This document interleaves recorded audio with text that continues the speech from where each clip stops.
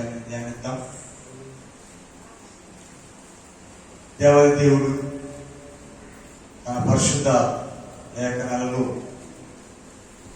ఈ జూన్ నెల 2వ ఆదివారము ఆయన మనతో మాట్లాడబోతున్నటువంటి మాటలను మన హృదయపూర్వకముగా ధ్యానిద్దాము.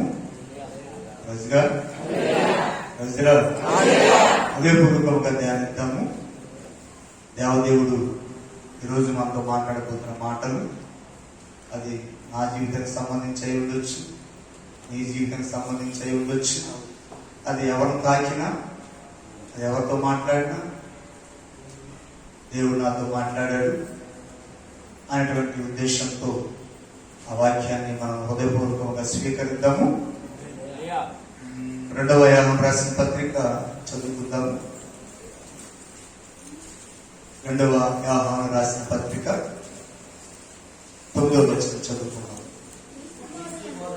క్రీస్తు బోధయందు నిలిచి ఉండక దానిని విడిచి ముందుకు సాగు ప్రతివాడు దేవుని అంగీకరించని వాడు. నమ్మితే గట్టిగా ఏమంటండి? మళ్ళా నేను చదువుతాను, మీరు అందరూ కూడా దాన్ని నాతో పాటు చెప్పండి. అందరు చెప్పాలి. మాట్లాడటానికి చదువుతో పని లేదు, నేను చెప్పింది మీరు చెప్పటమే కాబట్టి దానికి చదువుతో పని లేదు. మీరు అందరూ చెప్పండి. క్రీస్తు బోధయందు, అందరి గట్టిగా చెప్తాం. క్రీస్తు బోధయందు నిలిచి ఉండక దానిని విడిచి ముందుకు సాగు ప్రతి వాడును దేవుని అంగీకరించని వాడు. ఆ బోధయందు నిలిచి వాడు తండ్రిని కుమారుని అంగీకరించువాడు. ఈ 9వ వచన భాగములో దేవదేవుడు 2 విషయాలు మనకు నేర్పిస్తూ ఉన్నాడు.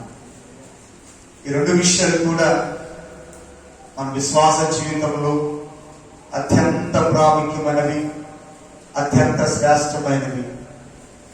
ఈ మాటలు ఇది ఎవరికో చెప్పట్లేదు దేవుడు, సంఘములో ఉన్నటువంటి మనతోనే మాట్లాడుతూ ఉన్నాడు.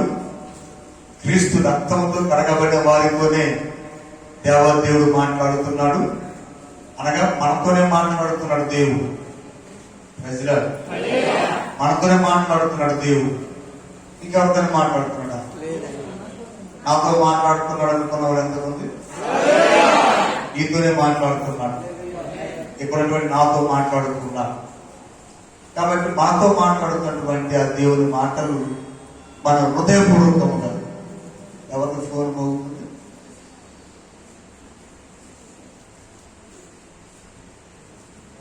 ఎవరు మీకు స్విచ్ ఆఫ్ చేసేసారు? నాకు ఇవ్వండి, నేను స్విచ్ ఆఫ్ చేస్తాను.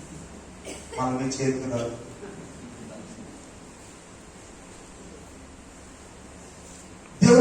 దేవుడు తన దాసు ద్వారా మాట్లాడుతున్న మాట క్రీస్తు బోధయందు నిలిచి ఉండక. మనం ఎన్నో సంవత్సరాలుగా దేవుని మాటలు వింటున్నాం. దేవుని యొక్క వాక్యం మీకు బోధించబడుతుంది అనేక మంది దైవజనుల ద్వారా. మనకి ప్రత్యేకంగా రీసెంట్ గా మీకు ఒక సేవకుని నియమించాము. ఇచ్చాము మీకు సేవకుని. ఎవరు మీ సేవకుని? భీముడిగూడెము కొత్తవారిగూడెం గ్రామానికి అయితే జాన్బాబు గారు సేవకుడుగా ఉంటున్నారు. కొత్తూరు గ్రామానికి చీపురుగూడెం ప్రాంతానికి అయితే జోయలు సేవకుడుగా ఉంటున్నారు. మరి క్యాసర్గూడెం, జమ్మిగూడెం, రాజానగరం, అలాగే పచ్చాపురం, అలాగే గుల్లగూడెం, తర్వాత చిన్నగొల్లగూడెం, ఈ ప్రాంతానికి మరి దైవ సేవకులు తీర్పు గారు సేవకులుగా ఉంటున్నారు. మరి రెడ్డలపాడు,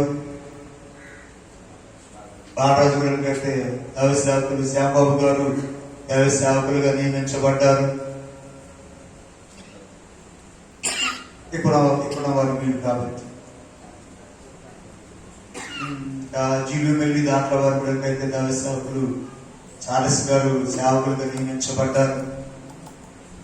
మీరందరినీ ప్రత్యేకంగా మీ గ్రామాల్లో ఎందుకు నియమించామంటే, ఇంతవరకు మేము అందరం కలిసి చేశాం. అద్భుతమైన ఫలితాలు దేవుడు ఇచ్చాడు. అద్భుతంగా పరిచయను దేవుడు ఆశీర్వదించాడు. ఇలా ఆశీర్వదించబడి దేవుని యొక్క పిలుపుకి పిలువబడినటువంటి ప్రజలు వారు ఆత్మీయ వాక్యము కొరకు వారికి ఆ వాక్యం అనే కరువు ఏర్పడకూడదు అని, వారికి దేవుని సహవాసం దూరంగా ఉండకూడదు అని మీకు ప్రత్యేకంగా దైవ సేవకులు నియమించాము. దైవ సేవకులు నియమించి వారికి మేము ఒక ప్రణాళిక ఇచ్చాము. ఆ ప్రణాళిక ఏమంటే ఆ ప్రణాళిక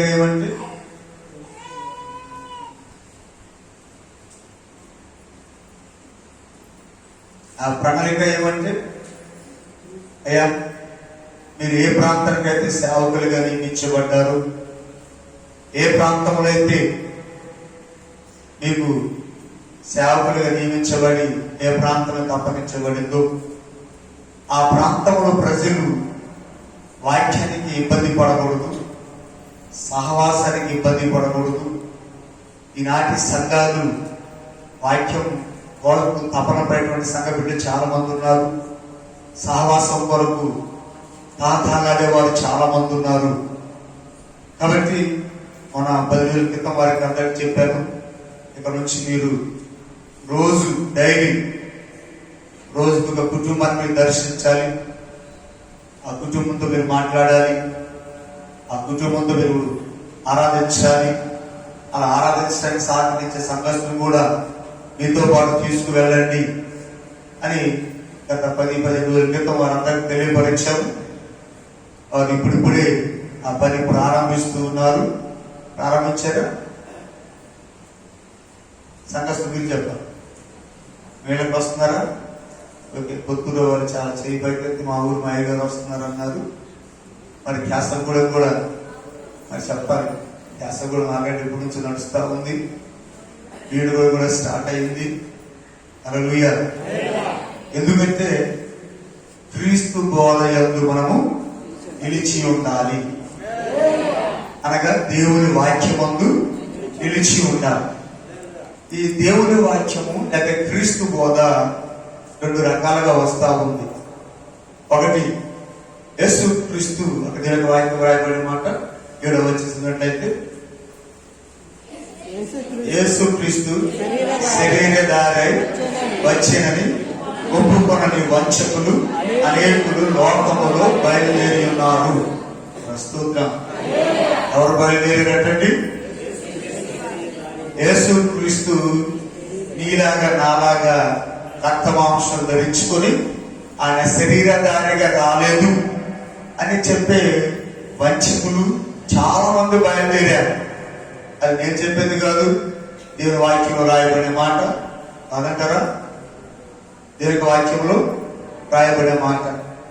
చాలా మంది క్రీస్తు యొక్క బోధను వంచనగా బోధించేవారు. క్రీస్తు యొక్క వాక్యాన్ని వారికి నచ్చిన విధంగా మార్చుకొని బోధించేవారు చాలా మంది ఉంటూ ఉన్నారు. ఉదయకాలం దేవుని వాక్యం మాట్లాడుతుంది. ఏదో వచనం అంటుంది, అట్టివాడే వంచకుడు. వంచకుడు ఎవరు? అందరూ మాట్లాడదామా? వంచకుడు ఎవరు? యేసు క్రీస్తుని దేవునిగా ఒప్పుకొనని వారు. యేసు క్రీస్తు ఇచ్చిన వాక్యాన్ని వంచనగా బోధించేవారు. వీళ్ళని వంచకులు అన్నారు. అందుకే సంఘానికి ఈ అంత్యకాలంలో, ఇది కలవర దినంలో మనం ఉన్నాం, ఇది అంత్యకాలము. ఈ అంత్యకాలంలో దేవుడు మనతో మాట్లాడుతున్న మాట ఏంటంటే, క్రీస్తు బోధ యందు నిలిచి ఉండక మనం ఏం చేయాలి? వాక్యమందు నిలిచి ఉండాలి. చాలా మంది దృఢ మాటలు వింటారు, ఎంతగానో బోధించబడుతున్నప్పుడు, ఎంతగానో ప్రార్థించుతున్నప్పుడు, ఎంత బోధించినా, ఎంత ప్రార్థించినా, ఎంతగా హెచ్చరించినా, ఎంతగా బుద్ధి చెప్పినా కొంతమందికి ఇది అంటారు కదా, పొక్కతోక చెప్పాలి, పొక్కతోక అని చెప్పాలి, మడుగులు మాట్లాడతారు చెప్పాలి, పొక్కతోక వంకరే. దాన్ని మనం ఎంత సాగు చేద్దామన్నా మనం 2-3 రోజులు దాని తోక పెద్ద రాయి కట్టి మనకు తిన్నాక పడతారు. ఆ రాయి తీసేయగానే ఏమవుతుంది, మరలా దాని సేమ్ స్టేజ్కి వచ్చేస్తుంది. కుక్క తోకను ఎవరు తిన్నగా చేయలేరు. అలాగే చాలా మంది విశ్వాసులు కూడా ఎలా ఉంటారు అంటే ఆ కుక్క తోకలాగా ఉండేవారు చాలా మంది ఉంటారు. అది దేవునికి వాక్యం ఉంటుంది, క్రీస్తు బోధ యందు నిలిచి ఉండాలి. మీకు ఈ మాట కొద్దిగా కష్టంగా ఉండొచ్చు, కొద్దిగా ఇబ్బందిగా ఉండొచ్చు. కష్టమైన ఇబ్బంది అయినా ఏం చేయాలి? మన డాక్టర్ దగ్గరికి వెళ్ళి స్కానింగ్ చేస్తే అమ్మా నీ కడుపు ఎందుకు ఎట్టుంది, ఆపరేషన్ చేయాలంటాడు. మనం బాగుండాలి, మనం బతకాలి అని ఆశించి ఏం చేయాలి? ఆపరేషన్ చేయించుకోవాలి. నమ్మరా? ఆపరేషన్ చేయించుకోవాలిగా సంపూర్ణం గారు, ఆపరేషన్ చేయించుకోవాలా? ఆపరేషన్ చేయించుకోవాలి. ఆపరేషన్ అంటే చాలా సులువైన పని కదా, చాలా ఈజీ. ఆపరేషన్ అంటే కాదు కాదు, అది చాలా శ్రమతో కూడింది, చాలా వేదంతో కూడింది, చాలా కష్టంతో కూడింది. ఆపరేషన్ చేయించుకోకపోతే చావు, ఆపరేషన్ చేయిస్తే బ్రతుకు. ఇప్పుడు చావు కావాలా, బ్రతుకు కావాలా?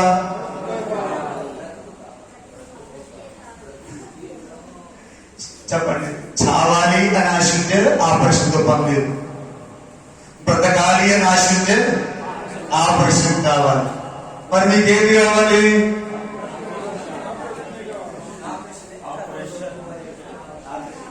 ఏం కావాలమ్మా? నా భాష అర్థం కావట్లేదా? అర్థమైతే నాకు ఆన్సర్ కావాలి. బ్రతకాలి అని ఆశ ఉంటే ఆపరేషన్ కావాలి, చావాలి అని కోరుకుంటే ఆపరేషన్తో పని లేదు. స్తోత్రం.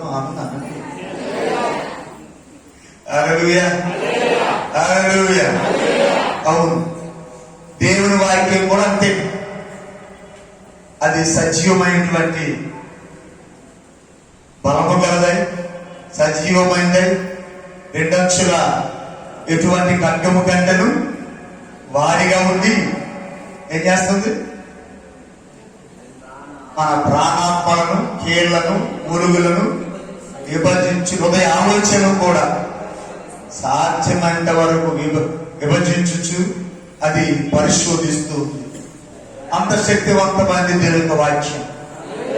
అందుకే ఆ క్రీస్తు బోధ యందు మనము నిలిచి ఉండాలి. అంటే క్రీస్తు బోధ ఎలాంటంటే అది కత్తిరించి ఆపరేషన్ చేసేటట్టు, ఆపరేషన్ చేసి కుట్లు వేయించడం అన్నమాట. అది చాలా బాధగా ఉంటుంది, అది చాలా కష్టంగా ఉంటుంది, అది చాలా ఇబ్బందిగా ఉంటుంది. అయినప్పటికీ ఏం చేయాలి? ఏం చేయాలి? పథకాలను ఆశింటే భరించాలి, సహించాలి, ఓర్చుకోవాలి. హల్లెలూయా. చాలా మంది వాక్యం దేవుని యొక్క పరిశుద్ధాత్మ ద్వారా వాక్యం బోధించబడతా ఉంటే చాలా మంది నా గురించి చెప్పాడు అయ్యారు అని ఫీల్ అయ్యేవారు చాలా మంది ఉన్నారు. ఏమో నీవెలాంటి వారు, నీ ప్రవర్తన ఏంటో, నీ ఆలోచన ఏంటో, నీ ఉద్దేశం ఏంటో దైవ సేవకులకైతే తెలియదు. కానీ నిలబడినప్పుడు పరిశుద్ధాత్మ దేవుడు మాట్లాడుతూ ఉంటాడు. దేవుడు మాట్లాడుతున్నప్పుడు ప్రతి మాట మనం ఏం చేయాలి? అంగీకరించాలి. ఇక దేవుని వాక్యం ఉంటుంది, క్రీస్తు బోధ యందు నిలిచి ఉండగా అనేకమైన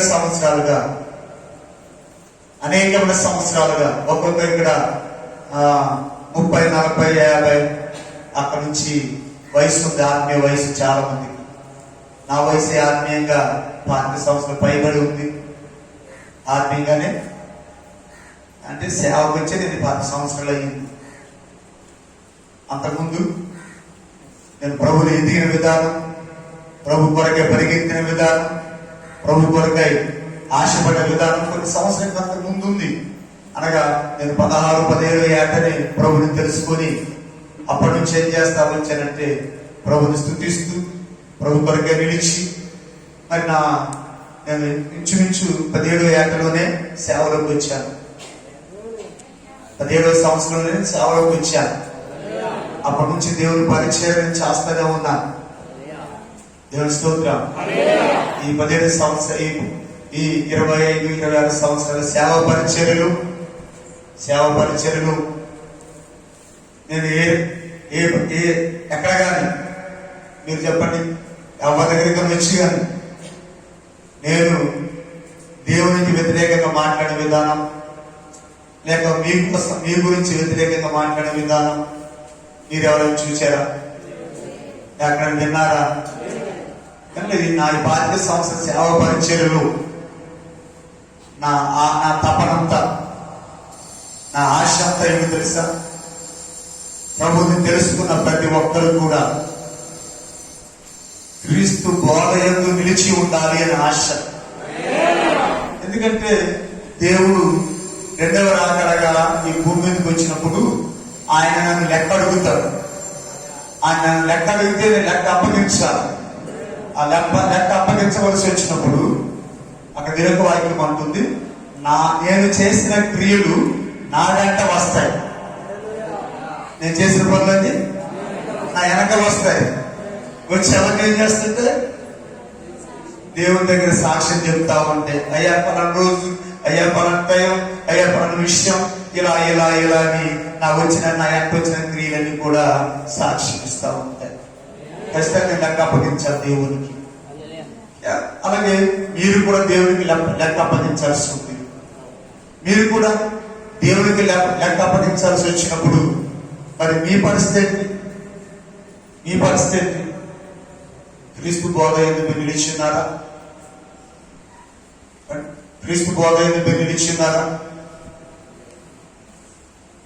ఎవరికి తలకదించుకుంటే, నా దగ్గర తలకదించుకుంటే పర్లో అక్కడ నరకంలో మలమల మారాల్సి వస్తుంది. చెప్పండి, నా దగ్గర తలదించుకున్నారనుకో, నా దగ్గర సిగ్గుపడ్డారనుకో, నా దగ్గర కోపగించుకున్నారనుకో, నేను ఫీల్ అవ్వను. ఓ ఇదంతే నేమో అనుకుంటాను. కానీ ఒక రోజు ఏం చేయాలి? నరకములో అగ్నిగుణములు మల మారుతా ఉండాలి. మరి మీకు ఏ అనుభవం కావాలి?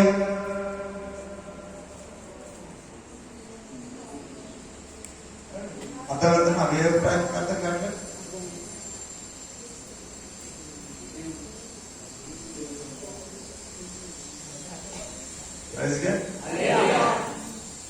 నేను మాట్లాడే విధానం ఆలోచించాను.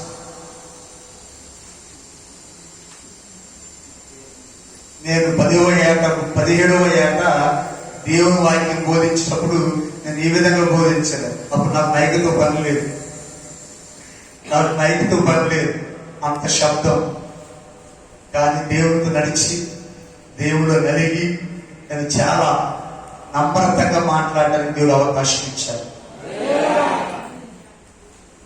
నమ్రతంగా మాట్లాడేటువంటి అవకాశం దేవుడు నాకు ఇచ్చారు. ఇది మీకు కొద్దిగా వినసొప్పుగా ఉండకపోవచ్చు, లేక మీకు నచ్చకపోవచ్చు. మీకు నచ్చినట్టు బోధించని దేవుడు నన్ను ఇక్కడ పెట్టలేదు, అంతే కదా? మీకు నచ్చిన విధంగా బోధించిన దేవుడు అక్కడ నన్ను ఇక్కడ నియమించలేదు. దేవుడు నాకు ఏమైతే నిలబడినప్పుడు నాకు తెలియపరుస్తాడు, అది మాట్లాడడానికి దేవుడు నన్ను ఇక్కడ నిలబెట్టాడు. కాబట్టి దేవుడు మాట్లాడే మాటలు మనం జాగ్రత్తగా ఆలోచించాలి. ఇక్కడ మీరు నవ్వారనుకో మంచిదే, తలదించుకున్నారనుకో మంచిదే. కానీ దేవుని ఎదుటికి వెళ్ళేసరికి, దేవుని ఎదుటి నిలబడ్డప్పుడు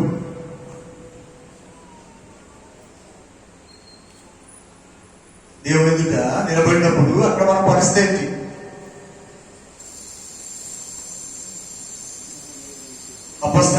దశరం రాసినటువంటి మొదటి పత్రికలో 5వ అధ్యాయము 23వ వచనంలో మాట్లాడుతున్న మాట మనం చూసినట్లయితే,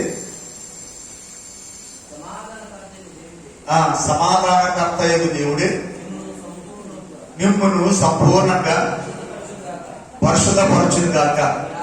మీ ఆత్మ, జీవము, శరీరము మన ప్రభువైన యేసుక్రీస్తు రాకడయందు నిర్ధారహితముగా సంపూర్ణముగాను ఉండునట్లు చాలు. ఎలా ఉండాలంటే మన జీవము, మన శరీరము, ఆత్మ, ఈ మూడు ఎలా ఉండాలి? అలా చెప్దామా? శరీరం ఎలా ఉండాలి? నిందారహితంగా ఉండాలి. జీవం ఎలా ఉండాలి? నిందారహితంగా ఉండాలి. ఆత్మ ఎలా ఉండాలి? చాలా మంది మాట్లాడుతున్నారు, నాకెందుకు లేదని చూసుకుంటున్నారు. కృష్ణ గారు మాట్లాడారు, మడుగులు మాట్లాడారు, సంపదం గారు మాట్లాడారు. శరీరం ఎలా ఉండాలి? దాంట్లో వారు కూడా మనం శరీరం ఎలా ఉండాలి?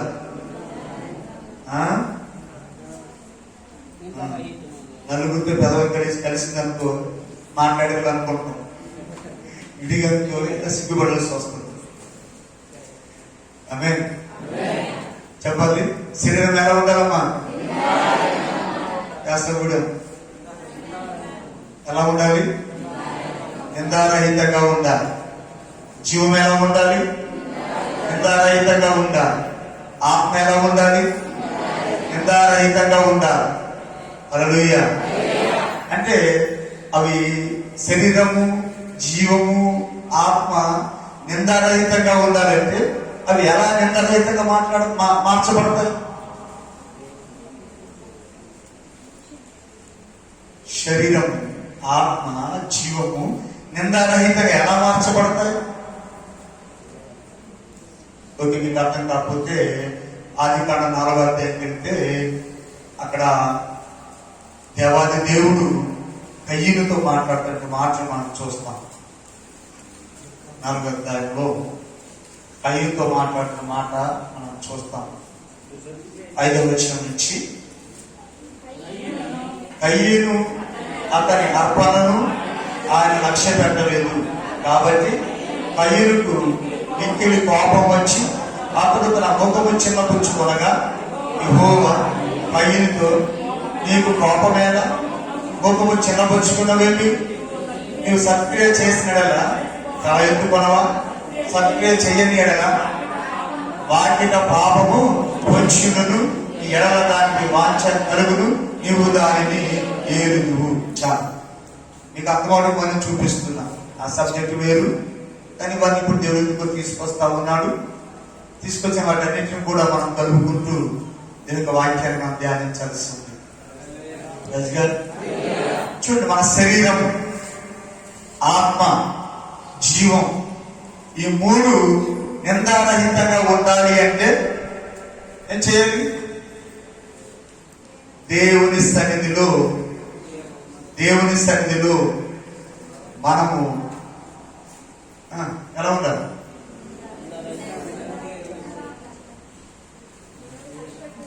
సత్క్రియలు కలిగి ఉండాలి. సత్క్రియ అంటే ఇప్పుడు నేను మాట్లాడుతున్నాను. నేను మాట్లాడుతున్నా మాట ఏంటి? ఏం మాట్లాడుతున్న మాట ఏంటంటే క్రీస్తు బోధ యందు నిలిచి ఉండుట. క్రీస్తు బోధ యందు నిలిచి ఉండుట అనగా నేను బోధిస్తున్నాను, మీరు వింటున్నారు, అంతే కదా?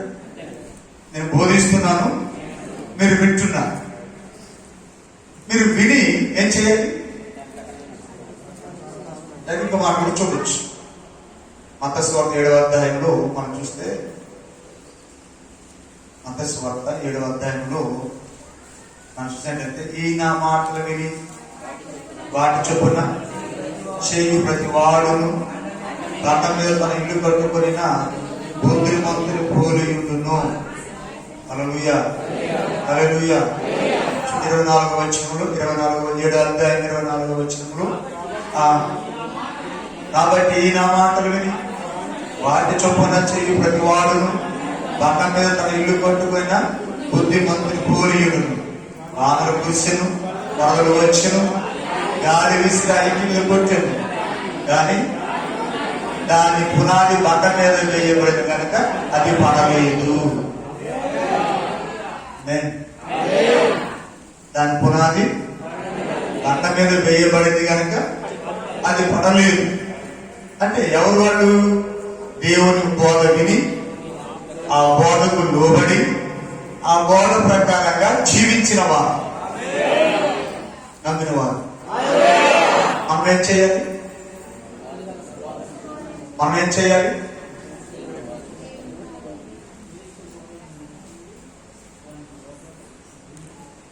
ఏమైతే విన్నామో, మనకేమైతే బోధించబడిందో ఆ విన్న ప్రకారంగా బోధించబడిన ప్రకారంగా మనం నడుచుకోవాలి, మనం చెయ్యాలి. ఈ నా మాటలు విని వాటి చొప్పున చెయ్యి ప్రతివాడు, విన్న దాని ప్రకారంగా చేసే ప్రతివాడు, ప్రజలు చేసే ప్రతివాడు ఎవరన్నా? బండ మీద తన ఇల్లు కట్టుకొనిన బుద్ధిమంతుని పోలి ఉన్నాడు. అంటే మన శరీరం, మన ఆత్మ, జీవము నిందారహితంగా ఉండాలి అంటే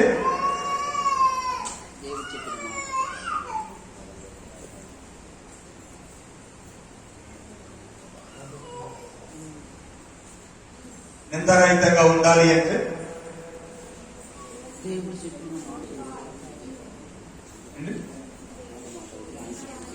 అందరూ పెద్దలు వెళ్తున్నా కానీ సౌండ్ పెట్టుకోవాలి. నిందారహితంగా ఉండాలంటే దేవుని మాట ప్రకారంగా చెయ్యాలి. హల్లెలూయా. ఫర్ ఎగ్జాంపుల్ అంటారు, ఇక సేవకుడిగా నిలబడి రేపు ఉదయం సత్యంపేటలో ప్రార్థన ఉంది, మీరందరూ రావాలి అంటారు. అంటానా? అంటానా? అంటానేమో. ఒకవేళ నేను అన్నట్టయితే మీరు ఎంతమంది పాటిస్తారు?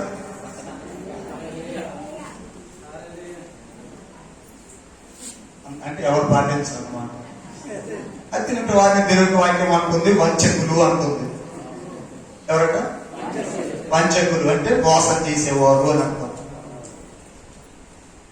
మరి మీరు ఎలా ఉంటారు? ఎలా ఉంటారు?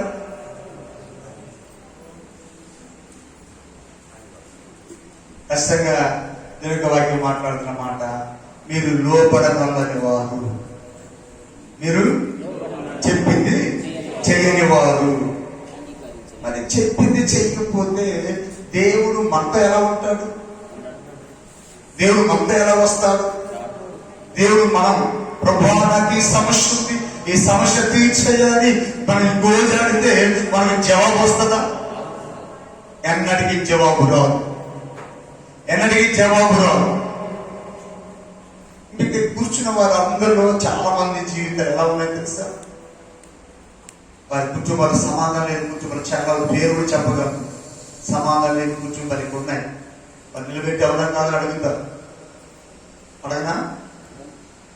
ఫీల్ అవుతారు. సమాధానం లేని కుటుంబాలు ఉన్నాయి. సమస్యల మధ్య కొట్టుమిట్లాడుతున్న కుటుంబాలు ఉన్నాయి. కొంతమంది అవమానముకు వేదన పడుతున్న కుటుంబాలు, వ్యక్తులు చాలా మంది ఇక్కడ ఉన్నారు.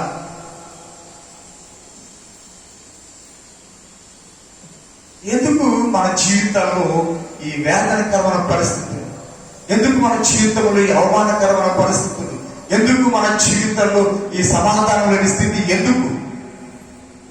చర్చికి వస్తున్నాం, చూసేవారు అనుకుంటారు వీడు చర్చికి వెళ్తున్నారు, సూపర్ అనుకుంటారు.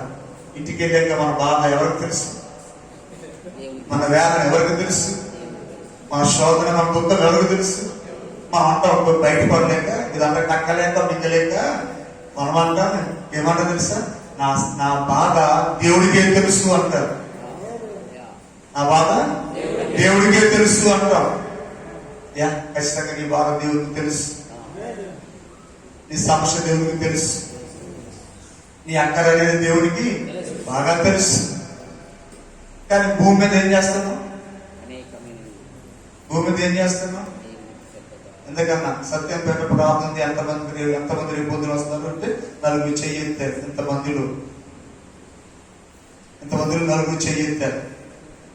ఒకవేళ ఈ నలుగురు చెయ్యెత్తారు, మిగతా వారు చెయ్యెత్తలేదు. దాన్ని ఏమనొచ్చు అంటే ఏమందాం? ఈ భాషలో చెప్తాం, మన భాషలో చెప్తాం. ఏమందాం? ఒకటి దేవుడు, రెండు దేవుని సేవకుడు, ఇరువురు కూడా లెక్క చేయని వారు అని అంటారు. లెక్కలేని తనము. రేపు దేవుడు అడుగుతాడు మిమ్మల్ని లెక్క. దేవుడు ఎక్కడ అడుగుతాడు మనల్ని? ఏంటి సమాధానం? ఆ రోజు మనం ఈ మాట అంతా ఎందుకు తెలుసా? మనం నిందరహితంగా మారాలి. మనం నిందరహితంగా మారాలి. మన దగ్గర ఏ నేరం లేని వారిగా మారాలి. మన దగ్గర ఏ తప్పు లేని వారిగా మారాలి. మన మీద ఏ దోష ఆరోపణ లేని వారిగా మనం మారాలి. అలా మారాలంటే ఈరోజు ఖచ్చితంగా దేవుని మాటలు, నేను అంత భయపెట్టే మాటలు మాట్లాడేది కాదు, అంతగా ఇది ఏమన్నా మీ గుండెల్లో పొడి చెత్తగా మాట్లాడేవాడిని కాదు. కానీ దేవుని ప్రేమతో చెబుతూ ఉన్నా, దేవుడు నాకు ఉంచిన ప్రేమతో మీతో మాట్లాడుతూ ఉన్నా. మనం ఒక రోజున ఎలా నిలబడాలి? నిందారహితంగా నిలబడాలి. ఎవరి ముందు? దేవుని ముందు. నా ముందు అక్కర్లేదు, మన పెద్దల ముందు అక్కర్లేదు. దేవుని ముందు ఎలా నిలబడాలి? ఏ తప్పు లేని వారిగా నిలబడాలి. అలా నిలబడాలంటే భూమి మీద ఏం చేయాలి? క్రీస్తు బోధయందు నిలిచి ఉండాలి. క్రీస్తు బోధలో నిలిచి ఉండాలి. అలా నిలిచి ఉండగా చాలా మంది ఏం చేస్తారు? వింటారు, ఓకే అయ్యారు, అలాగే అంటారు. పక్కన అంటారు, అయ్యగారు ఈ రోజు ఇలా చెప్పారు కదా, ఇలా చేద్దామంటారు. ఆ కాంపౌండ్ దాటిన తర్వాత ఒకరికి ఏముండదు, సంబంధం ఉండదు. ఒకరికొకరికి మాటలు ఉండవు. ఒకరికొకరు ఏం చేస్తున్నారు కూడా తెలియదు. రేపు సత్యంపేట వెళ్ళాల్సి వస్తే ఏం చేయాలా? ఒక్కొక్కరికి సంబంధాలు ఉండవు, కాంటాక్ట్ ఉండదు, మాట్లాడరు. ఇక్కడ ఉన్నప్పుడు మాత్రమే ఎస్ ఎస్ ఎస్ అంటాం. కాంపౌండ్ దాటి కొద్దిగా ఇంటికి వెళ్ళాక అవునా అవునా అని కన్ఫ్యూజ్ లో ఉంటాం. ఈరోజు దేవుడు మాట్లాడుతున్నా, నువ్వు కన్ఫ్యూజ్ లో ఉండడానికి వీలు లేదు. నువ్వు అనాలోచితంగా ఉండడానికి వీలు లేదు. మనం ప్రభు రాకడ కొరకు ఏం చేయబడుతున్నాం? సిద్ధపరచబడుతున్నాం. ప్రభు రాకడ మనము ఎదుర్కోవలసి ఉంది. ఎదుర్కోవటం అంటే మాటలు కాదు, మనం కలుసుకోవటం అనే మాట కాదు, అది ఎదుర్కోవటం. చాలా శక్తివంతమైన మాట అది. అక్కడ మనం చాలా చేసిన పని ఉంది అక్కడ ఎదుర్కోవటం అంటే. అవన్నీ ఇప్పుడు మాట్లాడే టైం కాదు, అది చాలా సవివరంగా మనం మాట్లాడాలి. ఇప్పుడు క్రీస్తు బోధ యందు నిలిచి ఉండగా విని ఆ ప్రకారంగా చేయకుండా చాలా మంది ఏం చేస్తారంట? దానిని విడిచి ముందుకు వెళ్తున్నారు. దాన్ని విడిచి ముందుకు వెళుతున్నారు. అంటే నాకు రాయబడినంత ఏమంట?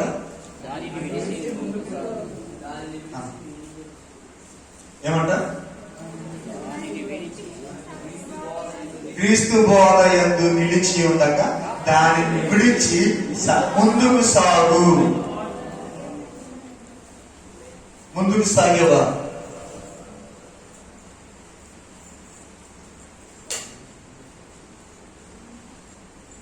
ముందుకు సాగేవా?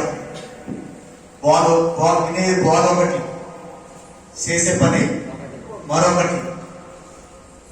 అందాం. దేవుడు మాట్లాడాడు యోనాతో, యోనా నీవు నినివేకి వెళ్ళి నినివేలో ఉన్నటువంటి ప్రజలకు నేను చేయబోయే పనిని ప్రకటించు అన్నాడు. ఆమేన్, ఆమేన్. ఏమంట? ఆ పట్టణం మీద నాకు చాలా కోపం ఉంది. ఎందుకంటే ఆ పట్టణస్తులందరూ కూడా ఏం చేస్తున్నారు? చాలా ఘోరమైన పాపములో ఉన్నారు.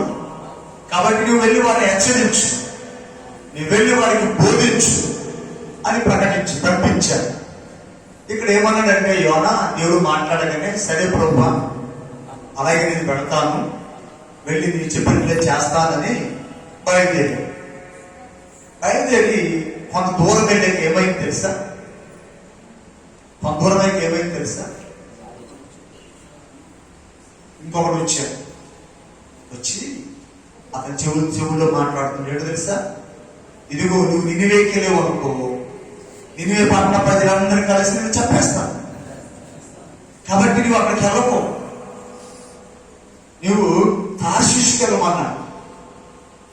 ఇతరుడు ఆలోచన వచ్చింది, అవును ఇప్పుడు నేను వారి ఆంధ్ర దొంగ అని అనుకో,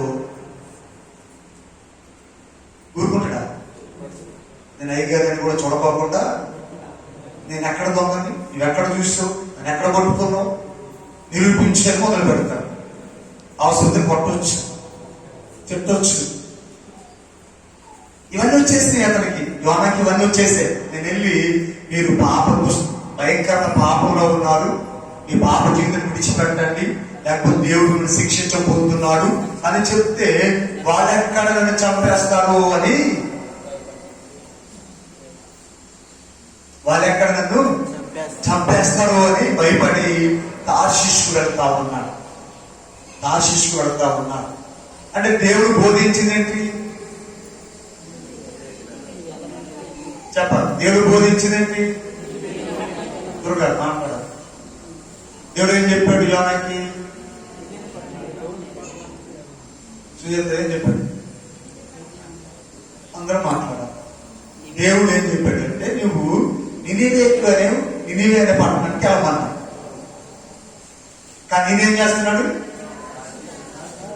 వెళ్ళమన్నది చేయకోకుండా, వెళ్ళమన్న చోటికి వెళ్ళకోకుండా ఇతను వేరే ప్రాంతానికి వెళుతా ఉన్నాడు, వేరే చోటికి వెళుతా ఉన్నాడు. అంటే క్రీస్తు బోధ యందు నిలిచి ఉండగా బోధను దాటి, ఆ బోధను దాటి అతను ముందుకు వెళ్తున్నాడు. అవునా? ముందుకు వెళ్తున్నాడు. సరే, మనకు కథ ఉంది. మనకున్న కథ ఏంటంటే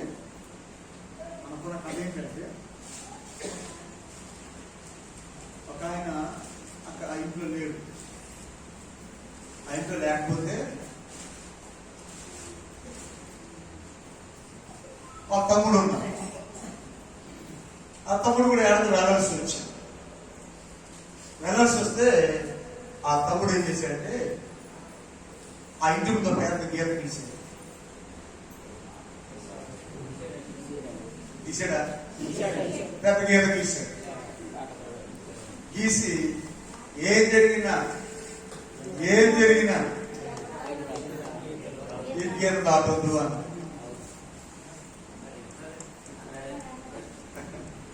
అన్నాడా? నిజమేనా? మాట్లాడ. కానీ ఏం జరిగింది?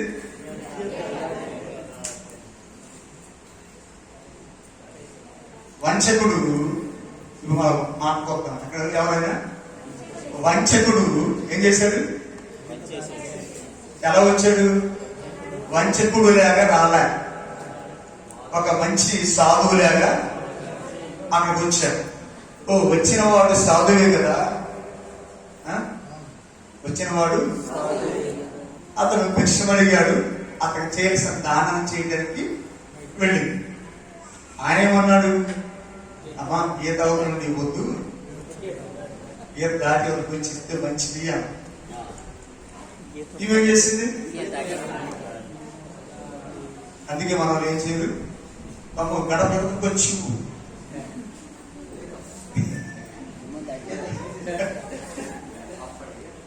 అప్పుడు గీత ఇంకా పాటిస్తున్నారు. గడప అవతల నుంచి ఒకటి తప్ప, గడప అవతల నుంచి అయినా ఇవ్వాలి, గడప యువతల నుంచి అయినా ఇవ్వాలి. అవునా? జాగ్రత్త. దేవుడు మనకు కూడా కొన్ని నియమాలు ఉంచాడు. దేవుడు మనకు కూడా కొన్ని పద్ధతులు ఇచ్చాడు. ఆయన ఉంచిన పద్ధతుల ప్రకారంగా, నియమాల ప్రకారంగా మనం నడవలసి ఉంది. నడవాలి. ఒక మాట అనుకుందాం. ఎవరికైనా టీబీ వ్యాధి వచ్చింది, తెలుసుగా టీబీ వ్యాధి అంటే ఎంతమంది తెలుసు? టీబీ వ్యాధి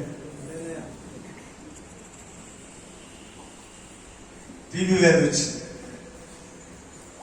దానికి గవర్నమెంట్ కొన్ని ట్యాబ్లెట్స్ ఇస్తుంది. సుమారు బటన్ వేలు అనుకుంటుంది అనుకుంటాను. ఇంకో పెద్ద కూడా ఉండొచ్చు, లావు కూడా ఉండొచ్చు. అది చాలా శక్తివంతమైంది. లోపల టీబీ వ్యాధిని కలిగించేటువంటి ఆ యొక్క క్రిములను నాశనం చేయగల శక్తి దానికి ఉంది. దాన్ని ఏం చేయాలంటే 6 నెలలు వాడాలి ఆ ట్యాబ్లెట్. అది అన్నమో ఇంత ముద్దాన్ని దిగుద్ది కానీ అన్నమో ఇంత ముద్దాన్ని దిగుద్ది కానీ ఆ ట్యాబ్లెట్ ఇక్కడ రావున్నటువంటి ట్యాబ్లెట్ మింగాలంటే ఒళ్ళు భయం వేస్తుంది కదా, మాట్లాడు భయం వేస్తుంది ఆ ట్యాబ్లెట్ మింగడానికి. కానీ నీలో ఉన్న రోగం పోవాలంటే ఏం చేయాలి? మాట్లాడతాను. నీలో ఉన్న టీబీ వ్యాధి పోవాలంటే ఖచ్చితంగా ఏం చేయాలి? ఈ ట్యాబ్లెట్ ఖచ్చితంగా వేసుకోవలసింది. కష్టమైన సరే అది గొంతుకులు దిగకపోయినా తిప్పలు పడి దిగేటట్టు చేసుకున్నా వేసుకోవాలి. వేసుకుంటేనే కానీ 6 నెలల తర్వాత ఆ టీబీ వ్యాధిగ్రస్తుడు ఆరోగ్యవంతులుగా మార్చబడడు. హల్లెలూయా.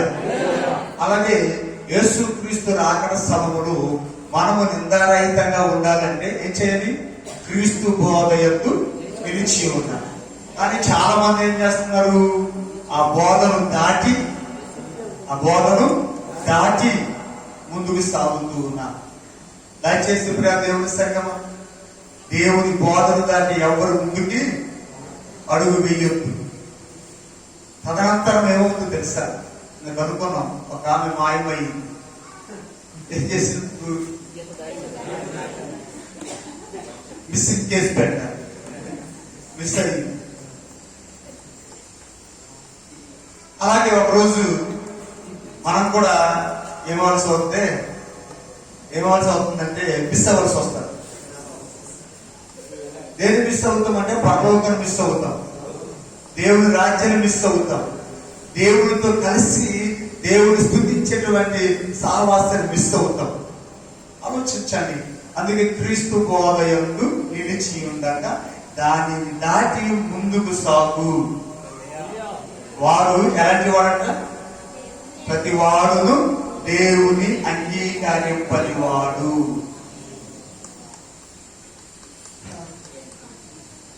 ఇచ్చిన మాట చెప్తే కొంచెం నిలబడాల్సి వచ్చింది. ఎవరండి? క్రీస్తు బోధ యందు నిలిచి ఉండక దానిని దాటి ముందుకు సాగు ప్రతి వాడు యేసుక్రీస్తుని దేవునిగా అంగీకరించని వాడు. మీరు ఎవరైనా ఉన్నారా? క్రీస్తు బోధను అనుసరించక, క్రీస్తు బోధ నిలిచి ఉండక దాన్ని దాటి ముందుకు వెళ్ళేవారు ఎవరైనా ఉన్నారా? ఉన్నట్లయితే దేవుని వాక్యం అంటుంది, అలా ఉన్నవాడు ఎవరైనా సరే దేవుని ఒప్పుకొని వాడు, దేవుని అంగీకరించిన వాడు, దేవుని చేర్చుకొని వాడు అని అర్థం. హల్లెలూయా. నేను అంటాను, ఫర్ ఎగ్జాంపుల్ నేను దేవుని కాదు కానీ ఫర్ ఎగ్జాంపుల్ అనుకుందాం, దేవుని అనుకుందాం. నేనంటే దేవుని ఎంత మాత్రం కాదు, మరి నీకు అర్థం మాత్రం చెప్తా ఉన్నా. నేను దేవుని అనుకున్నాను. నేనంటాను ఆంధ్రేయుతో అంటాను, ఆంధ్రేయ నువ్వు చుట్ట కాల్చుకో అన్నానా?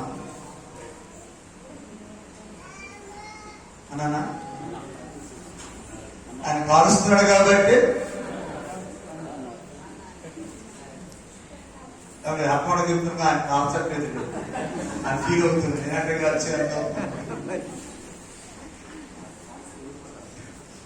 నువ్వు చుట్ట కాల్చుకో అన్నా. అది మీ అందరి ముందు చెప్పాను కానీ విడిగా కలిసినప్పుడు చెప్తాను. నా అలవాటు ఏంటంటే ఎవరైనా తప్పు చేస్తున్నప్పుడు కనబడితే విడిగా చెప్తాను, అందరి ముందు చెప్పను. నా అలవాటు విడిగా చెప్తాం అలవాటు నువ్వు ఇలా చేస్తున్నావు కాబట్టి నువ్వు అది మానే అంట. ఇప్పుడు అందరూ తన చుట్ట కావచ్చుకోను అని చేస్తాడంటే ఈయన ఇలాగే చెప్తాడు, నా అలవాటు నేనెక్కడ మానను అంటే నా అలవాటు నేనేలా మానను అని ఏం చేయడం మొదలు పెట్టినట్టే అయ్యగారికి తెలిసింది కదా. ఇప్పుడు నాకు అయ్యగారికి తెలవదనుకున్నాను తెలిసింది, కానీ ఇప్పుడు నా ముందే కావాల్సిన మొదలు పెడతాను అంటే ఏం చేశాడు, నేను బోధించిన బోధను దాటి ముందుకెళ్తున్నాను. నేను బోధించినట్టు బోధను దాటి ముందుకెళ్తున్నాను అంటే అంతవాడు ఎవరన్నాడు, దేవుని అంగీకరించని వాడు, దేవుని అంగీకరించిన వాడు. ఇలా మీరు ఎవరైనా ఉన్నారా? కేవలం చుట్టే ఒకటి కాదు, కానీ చాలా విషయాలు మనం ఏ తప్పు అయితే చేస్తున్నామో ఆ తప్పు విషయం దేవుడు మాట్లాడుతున్నాడు. క్రీస్తు బోధ యందు నిలిచి ఉండక ఈనాడు చాలా మంది ఏం చేస్తున్నారు,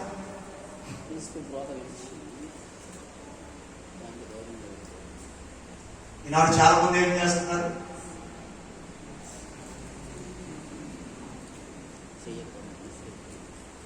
అభిషేకం లేకపోయినా, వారికి పిలుపు లేకపోయినా వచ్చేసి నేను దేవుని సేవకులు అనేవాళ్ళు చాలా మంది ఉన్నారు. దేవుని సేవకులు పాస్టర్ గారు చెప్పుకునే వాళ్ళు చాలా మంది ఉన్నారు. పిలుపు ఉండదు, వాళ్ళ అభిషేకం ఉండదు, వాళ్ళ పిలుపు ఎందుకు తెలియదు.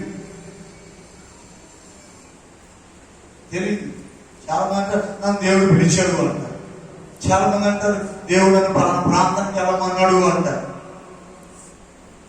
కానీ ఆ ప్రాంతానికి వెళ్ళరు.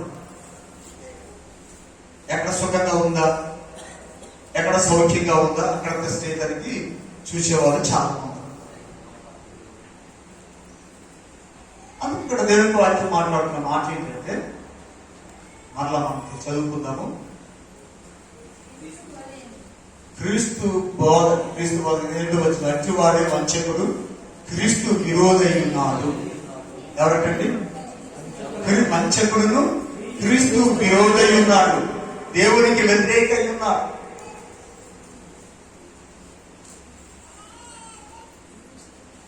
చాలా మంది ఏమంటారు తెలుసా, మనలో చాలా మందికి అర్థం కాని పరిస్థితి విషయం ఏంటి తెలుసా, చాలా మంది మాట్లాడేమంటారు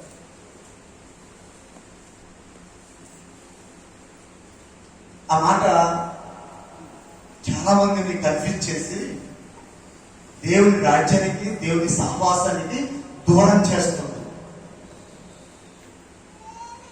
దేవుని రాజ్యాన్ని దూరం చేస్తుంది, దేవుని సహవాసాన్ని దూరం చేస్తుంది.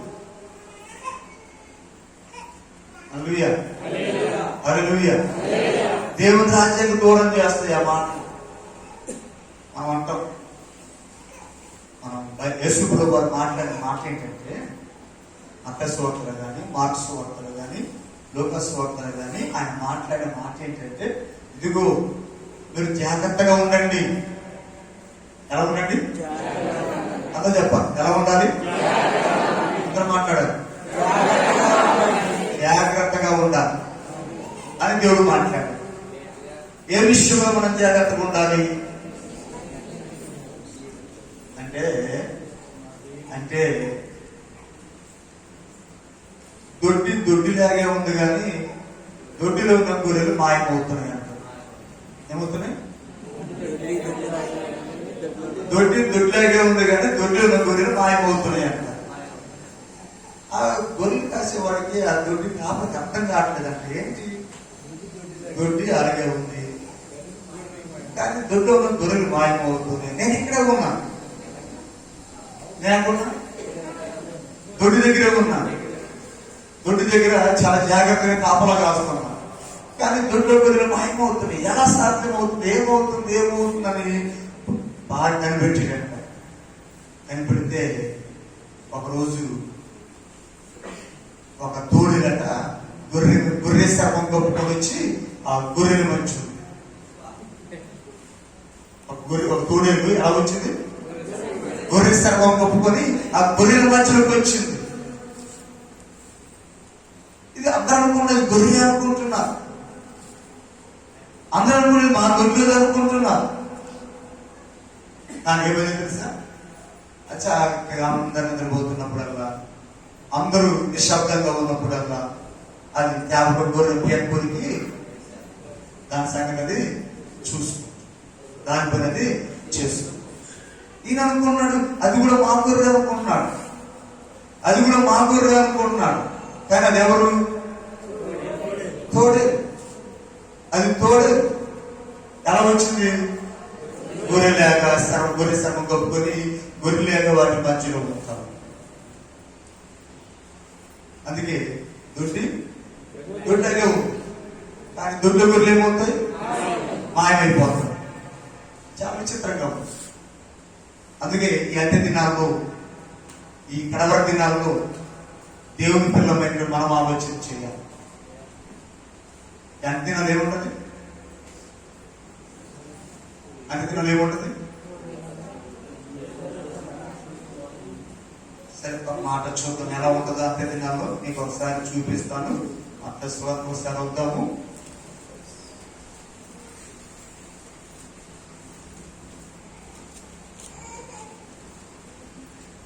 ఇరవై 23వ వచనం చదువుదాము. 24వ అధ్యాయం 23వ వచనం. ఆ కాలమందు ఎవడైనను ఇదిగో క్రీస్తు ఇక్కడ ఉన్నాడు, అక్కడ ఉన్నాడు అని చెప్పినలా నమ్మకుడి. అబద్ధపు క్రీస్తులను, అబద్ధపు ప్రవక్తలు వచ్చి సాధ్యమైతే ఏర్పరచబడిన వారిని సైతము మోసపుచ్చుటకై గొప్ప సూచక్రియలను మహత్కార్యలను కనపరచును. చెప్పండి.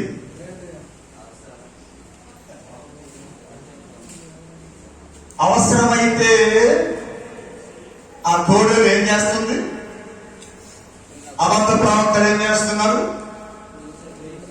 అనేకమైన సూచక్రియలు, అనేకమైన మహత్కార్యాలు చేసి ఎప్పటి నుంచో క్రీస్తులో స్థిరపరచబడి ఏర్పరచబడిన వారందరూ కూడా మోసపుచ్చుతారు.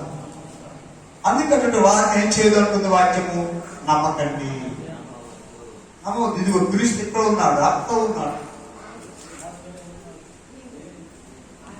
అక్కడ ఉన్నాడు, ఇక్కడ ఉన్నాడు, అక్కడది ఇక్కడది అనేవాడు చాలా మంది ఉన్నారు. చాలా మంది ఉన్నారు. ఈ రోజు కూడా చాలా మంది తుని పరిగెత్తే వాళ్ళు ఉన్నారు కదా. ఈ రోజు కూడా తుని పరిగెత్తే వాళ్ళు చాలా మంది ఉన్నారు. ఒక ఆయన మాకు తెలుసు. ఒకసారి మేము అక్కడ ప్రార్థనకి వెళ్ళాం. ఆయన మాట్లాడుతున్నాడు, అయ్యా నాకు బాగలేకపోతే నేను తునికి వెళ్ళాను అన్నాడు. మంచిది. వెళ్ళాడు, వచ్చాడు, బస్సు దిగాడు, మళ్ళీ స్టార్ట్ అయింది అంటాడు. ఓకే, నా భాష అర్థమవుతుందా? అర్థమైన వాళ్ళందరూ హల్లెలూయా. తుని వెళ్ళాడు, అమ్మాయి సూపర్ ఉంది అనుకున్నాడు. ఆ ఊరు దగ్గరికి వచ్చి బస్సు దిగేసరికి మళ్ళీ స్టార్ట్ అయింది. అయినా మళ్ళీ స్టార్ట్ అయింది, మళ్ళీ స్టార్ట్ అయ్యి, మళ్ళీ స్టార్ట్ అయ్యి, స్టార్ట్ అయ్యి, స్టార్ట్ అయ్యి చివరికి అతడు ఈరోజు ఎలా ఉంది తెలుసా పరిస్థితి? ఆయన పరిస్థితి ఎలా ఉంది తెలుసా? ఇంట్లో నుంచి గడప దాటే వీలు కూడా లేదు. గడప దాటే వీలు కూడా లేదు. అంత బలహీనపరచబడ్డా. ఏమైంది? తుని బలం ఏమైంది? తునిలో శక్తి ఏమైంది?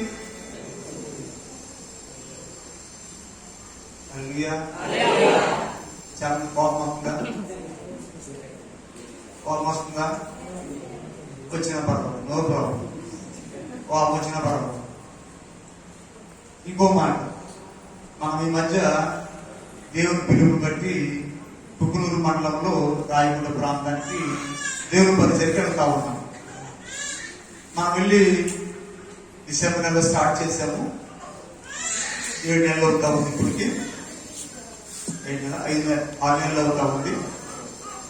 ఈ 6 నెలల్లో అక్కడ దేవుడు మనకు 10 కుటుంబాలు ఇచ్చాడు.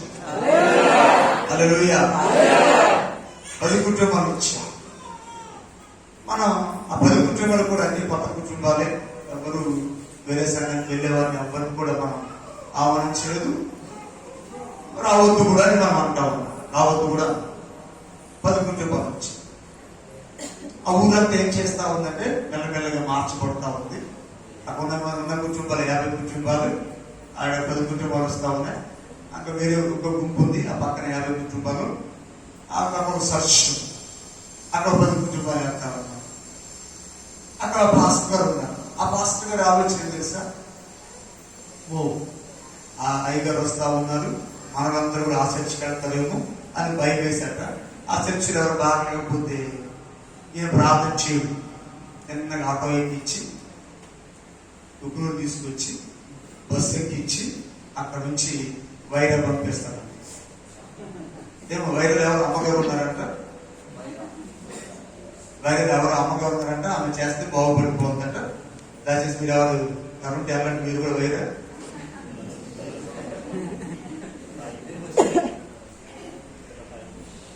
ఎంతరా వైరా అడ్రస్ ఇస్తారు ఎంతరా ఎవరు చాలా మంది ఇస్తే బాగుందని చూసుకుంటున్నారు. వైరా పంపిస్తున్నాం. మేము నవ్వుకున్నాం, ఇంత అవసరమా?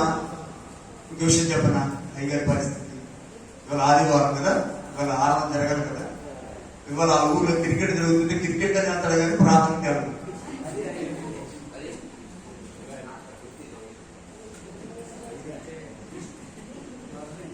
అర్థమైందా? ఇవాళ ఒకవేళ ఆ ఊళ్ళో వాలీబాల్ జరుగుతుంది, ఇవాళ మ్యాచ్, వాలీబాల్ మ్యాచ్ కానీ అంటాడు కానీ ప్రార్థనకి వెళ్ళడు. అలాంటప్పుడు భయం ఉండదు కదా, భయపడదు ఉంటుంది, కాస్త భయపడాలి. ఇప్పుడు మెల్లమెల్ల కంట్రోల్ అవుతా ఉన్నాడు. మన వల్ల అది వాలీబాల్ తగ్గించాడు, క్రికెట్ తగ్గించాడు. ఇప్పుడు దానివల్ల ఏమవుతా ఉందంటే క్రమంగా ఆయన ఏం చదువుతున్నాడు, ప్రభువు ఎదగడానికి ప్రయత్నం చేస్తా ఉన్నాడు. ఎదగాలి, ప్రభుత్వం ఎదగాలి, ప్రార్థనలు ఎదగాలి. హల్లెలూయా, హల్లెలూయా. ఇప్పుడు చెప్పండి, మత్తయి సువార్త ఏం తెలియపరుస్తా ఉంది? ఇదిగో దేవుడు అక్కడ ఉన్నాడు. దేవుడు ఎక్కడ ఉన్నాడంటే నమ్మకండి. మన అలవాటు ఏంటి? మన అలవాటు ఏంటి? మాట్లాడాలి. హల్లెలూయా. అందరు చూస్తారా? అందరు చూస్తారా? ఇదిగో పీటర్ గారు వచ్చాడు, పరిగెత్తుకొచ్చారు ఎంతమంది? ఇది ఉల్లిరాజు గారు వచ్చారంటే ఎంతమంది పరిగెత్తుకొచ్చేవారు? మీ ఆర్థిక టైంకి వస్తే మాత్రం ఎవరికి సంబంధం ఉండదు, ఎవరు పట్టించుకోరు. మాట్లాడాలి. నేను పబ్లిక్ గా మాట్లాడుతున్నాను, నేను భయపడాల్సింది సిగ్గుపడాల్సింది ఏం లేదు. అవునా? మీకు తెలుసు. ఆత్మీయ టైంకి వస్తే స్పందించేవాళ్ళు లేరు, కలిసేవారు ఉంటారు, మాట్లాడేవాళ్ళు ఉంటారు. ఒక ఆయన ఒకవేళ ఇప్పుడు ఆత్మీయ పీటర్ గారు మీ ఊళ్ళో ఉన్నారని తెలిస్తే పరిగెత్తువారు ఎంతమంది? లేదా నీరంగా వచ్చారంటే పరిగెత్తేవాళ్ళు ఎంతమంది? ఆత్మీయ టైంలో వస్తే వచ్చేవాళ్ళు ఎంతమంది?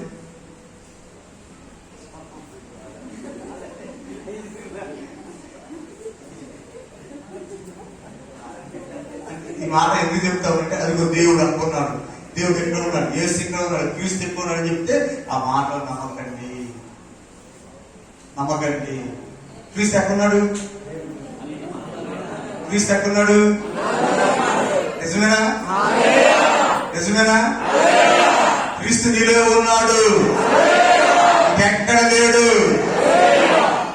విశ్వసించి క్రీస్తు నాలో ఉన్నాడని ఎవరైతే భావిస్తారో వాళ్ళు చేస్తున్నాడు. అక్కడ ఉన్నాడు, ఇక్కడ ఉన్నాడంటే నమ్మకండి. అబద్ధ ప్రవక్తలు చాలా మంది బయలుదేరి ఏం చేస్తారంట, ఏర్పరచబడిన వారిని కూడా మోసపుచ్చుతారు. ఏర్పరచబడిన వారిని కూడా మోసపుచ్చుతారు.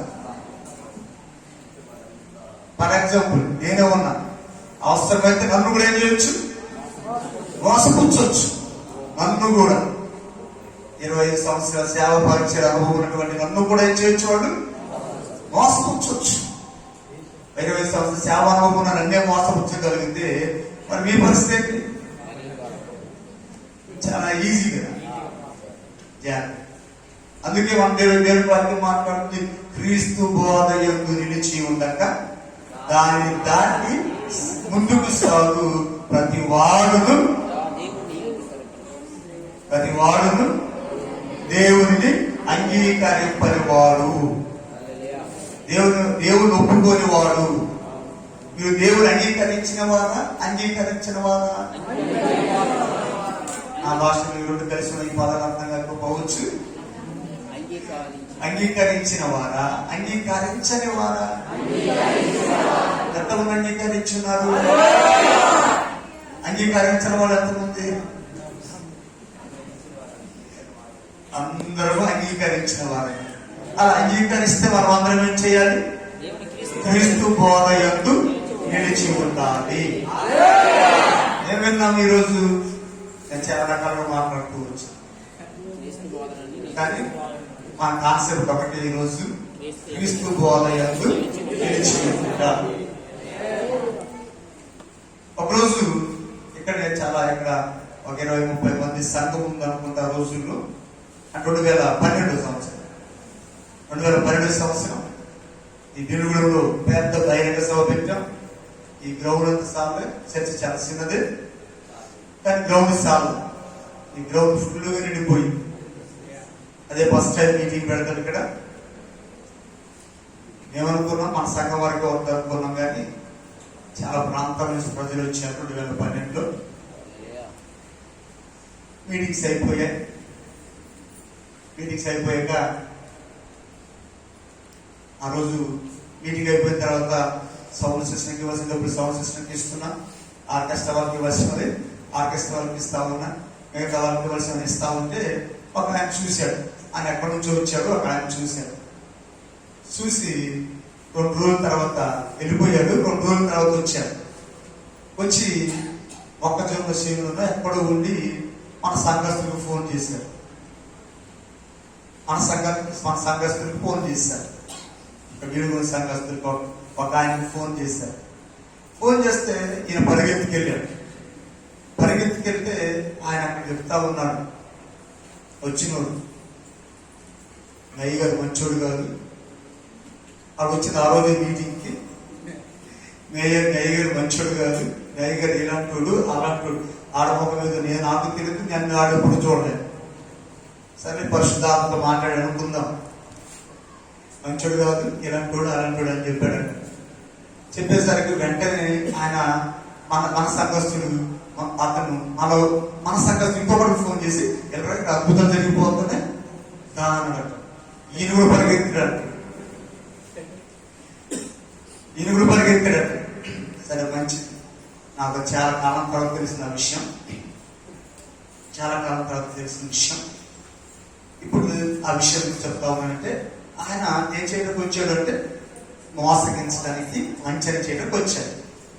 ఆ వంచన ఒక ఆయన పడ్డాడు. మన సంఘస్థులు ఇక్కడ కాదు, మరుగుడుగుడు మన సంఘస్థులు ఆ వంచన ఒక పడ్డాడు. పడి ఏం చేశాడు తెలుసా? మాకు వేరే సంఘం పెట్టుకున్నాడు, చర్చ్ కట్టుకున్నాడు, సంఘం పెట్టుకున్నాడు. మంచిది, చాలా సంతోషం.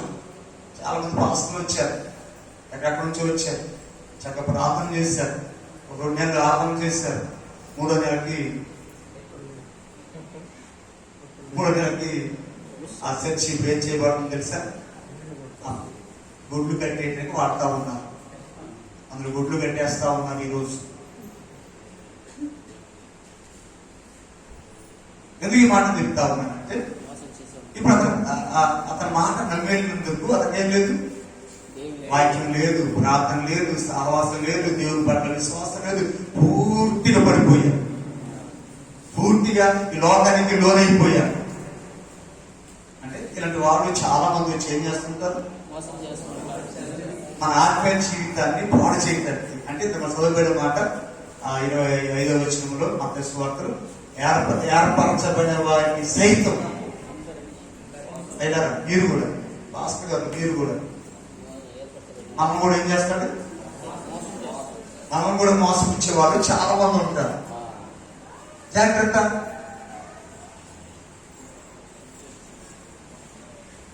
ఒక రోజు అడిగాడు అతనే, ఇప్పుడు చర్చి కట్టి మానేసి అతను అడిగాడు, అన్నయ్య నేను వాక్యం చెప్తా ఈ రోజు అన్నట్టు చెప్పు అన్న.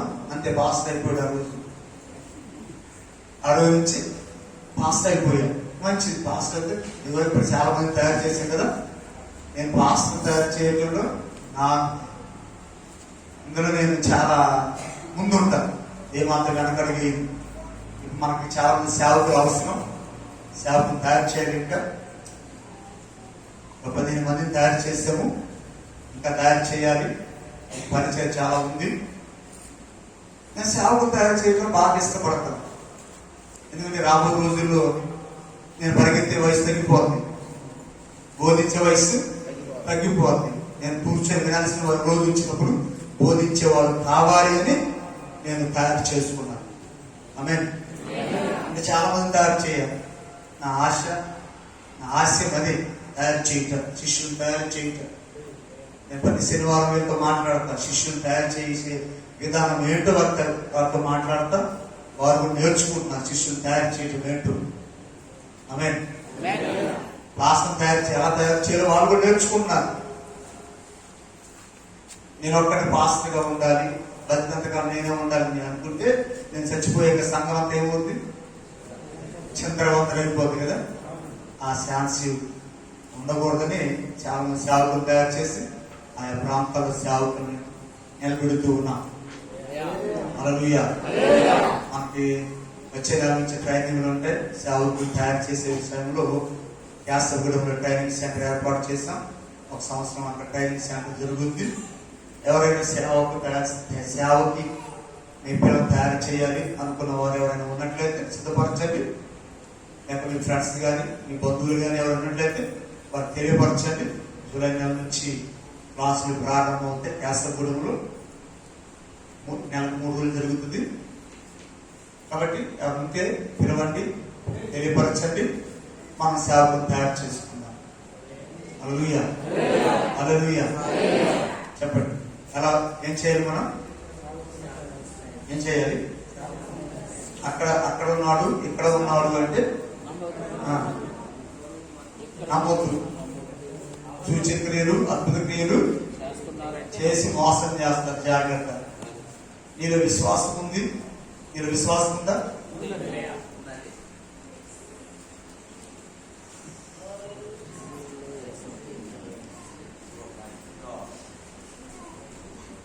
నీలో విశ్వాసం ఉందా? నీలో విశ్వాసం ఉంటే నీలో క్రీస్తు నిలబడతాడు. క్రీస్తు నివసిస్తున్నాడు. క్రీస్తు నివసిస్తున్నాడు అంటే నువ్వు కూడా ప్రార్థన చేయొచ్చు. నువ్వు ప్రార్థన చేస్తే అద్భుతాలు జరుగుతాయి. నువ్వు ప్రార్థన చేస్తే ఆశ్చర్యకార్యాలు జరుగుతాయి. హల్లెలూయా. ఏం చేస్తే జరగదు, ఇంకెవరో చేస్తే జరగదు, నువ్వు చేస్తే జరుగుతాయి. మన సంఘం చాలా మంది యవనస్తులు వాళ్ళు ఉన్నారు. యవనస్తులు మగవాళ్ళు కలిగిన ఆడపిల్లలు, వాళ్ళు ప్రార్థన చేస్తే అద్భుతాలు జరుగుతున్నాయి తెలుసా? వాళ్ళు ప్రార్థన చేస్తే ఆశ్చర్యకార్యం జరుగుతుంది తెలుసా? ఆడపిల్లలు ప్రార్థన చేస్తే యవనస్తులు వాళ్ళు అద్భుతాలు జరుగుతున్నాయి మన సంఘంలో. హల్లెలూయా. కాబట్టి ఇక క్రీస్తును నిలిచిన మనం ఎవరైనా సరే ప్రార్థన చేస్తే దేవుడు ఆశ్చర్యకార్యం జరిగిస్తాడు. మనకి ఆశ్చర్యకార్యం కావాలా? క్రీస్తునందు నిలిచి ఉండడం కావాలా? నమ్మినవాడు నమ్ముతారా? అద్భుతం కావాలా? క్రీస్తు కావాలా? క్రీస్తు కావాలి. అద్భుతాలు కాదు, ఆశ్చర్యకార్యం కాదు, మహత్కార్యం కాదు. అవి జరుగుతాయి. అవి కామన్గా జరిగాయి. అవి కామన్గా జరిగాయి. నేను అంటాను, నేను ఇక్కడ ప్రార్థన చేస్తాను, ఎవరైనా బాగలేకపోతే బాగుపడవచ్చు, బాగుపడవచ్చు, పడకపోవచ్చు, పడవచ్చు. అది నా ఇష్టం కాదు, నీ ఇష్టం కాదు, అది దేవుడు చెప్తాడు. ఒకరోజు యేసు ప్రభు వారు తన సొంత గ్రామానికి వెళ్ళారు, సొంత ఊరు వెళ్ళారు. అక్కడి సువార్త ప్రకటించి చాలా మంది రోగుల కొరకు ప్రార్థన చేశాడు ఆయన. ఎవరు? చాలా మంది చేతుల నుంచి బాగు చేయాలనుకున్నాడు, కానీ ఆ ఊర్లో ఎవరు కూడా బాగుపడ్డారు. ఆ ఊరు ఎవరు కూడా ఎవరు ప్రార్థన చేస్తే ఆయన యేసుప్రభు గొప్పడు కదా, దేవుడు కదా, ఆశ్చర్యకాలు చేయడా, మహత్కాలు చేయడా, అద్భుతాలు చేయడా. యేసుప్రభు తన సొంతంలో ప్రార్థన చేస్తే ఏ అద్భుతం కూడా జరగలేదని లేఖనాల్లో రాయబడిన మాట. ఆమేన్. అలా నేను ప్రార్థన చేస్తే తగ్గొచ్చు, తగ్గకపోవచ్చు. అది ఎవరి మీద ఆధారపడి ఉంది? ఒకటి నీ విశ్వాసం, రెండు దేవుని కదా. మీరు ఎవరు రోగి అయినాడా సంఘ పెద్దలు పిలిపించవలేదు, వారు అతనికి నూనె రాసి ప్రార్థన చేయవలేదు. విశ్వాస సహితమైన ప్రార్థన ఆ రోగిని స్వస్థపరచును అని యాకోబు రాసిన పత్రిక మనం చూస్తాం. కాబట్టి అద్భుతాలు ముఖ్యం కాదు, ఆశ్చర్య కార్యాలు ముఖ్యం కాదు. ఏది ముఖ్యం? యేసుక్రీస్తు మనలో నివసించడం అనేది ముఖ్యం. క్రీస్తే మనలో నివసిస్తే, యేసుక్రీస్తే మనలో నివసిస్తే నీవే ఒక అద్భుతం అవుతావు. యేసుక్రీస్తులో నీకు చోటు ఉంటే నీవే మహత్కార్యం అవుతావు. నీవు ఒక ఆశ్చర్యమైన వ్యక్తిగా మార్చబడతావు. హల్లెలూయా, హల్లెలూయా. రెండు చేతులు పైకి చెప్తాను. నీవు లాజ్ పెట్టి కూర్చోవటం కాదు. హల్లెలూయా, హల్లెలూయా. ఒకరోజు పేతురు దేవుని మందిరంలో ప్రార్థన చేసి ఆయన ఇంటికి వెళ్తా ఉన్నాడు. ఇలా ఇంటికి వెళ్తా ఉంటే ఆయన ఈ దారిలో ఇంటికి వస్తున్నాడంట అని తెలుసుకున్నటువంటి చాలా మంది ఏం చేశారు తెలుసా? వారి ఇంట్లో ఉన్నటువంటి రోగులందరినీ, దయ్యం పెట్టిన వారిని, సావడానికి సిద్ధంగా ఉన్న వారిని, నానా రోగాలకు ఉన్న వారందరూ తీసుకొచ్చి రోడ్డు పక్కన పడుకోబెట్టారు. ఎందుకంటే ఆయన నీడబడి బాగుపడతారు అని.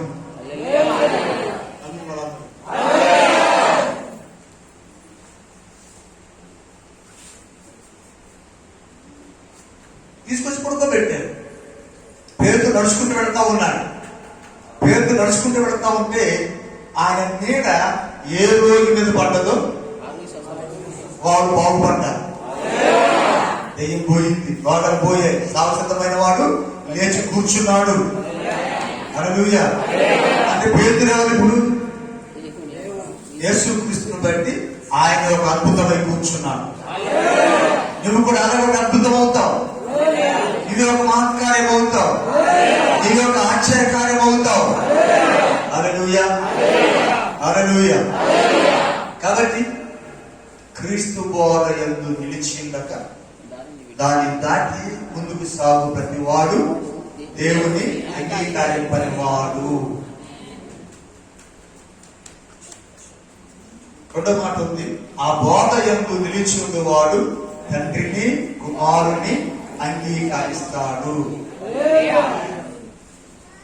10వ వచనం అంటుంది, ఎవడైనను ఈ బోధను తేక మీ వద్దకు వచ్చినప్పుడు వారిని మీ ఇంట చేర్చుకొనవద్దు, శుభమని వారికి చెప్పొద్దు. శుభమని వారితో చెప్పువాడు వారి దుష్క్రియల్లో పాలువాడగును.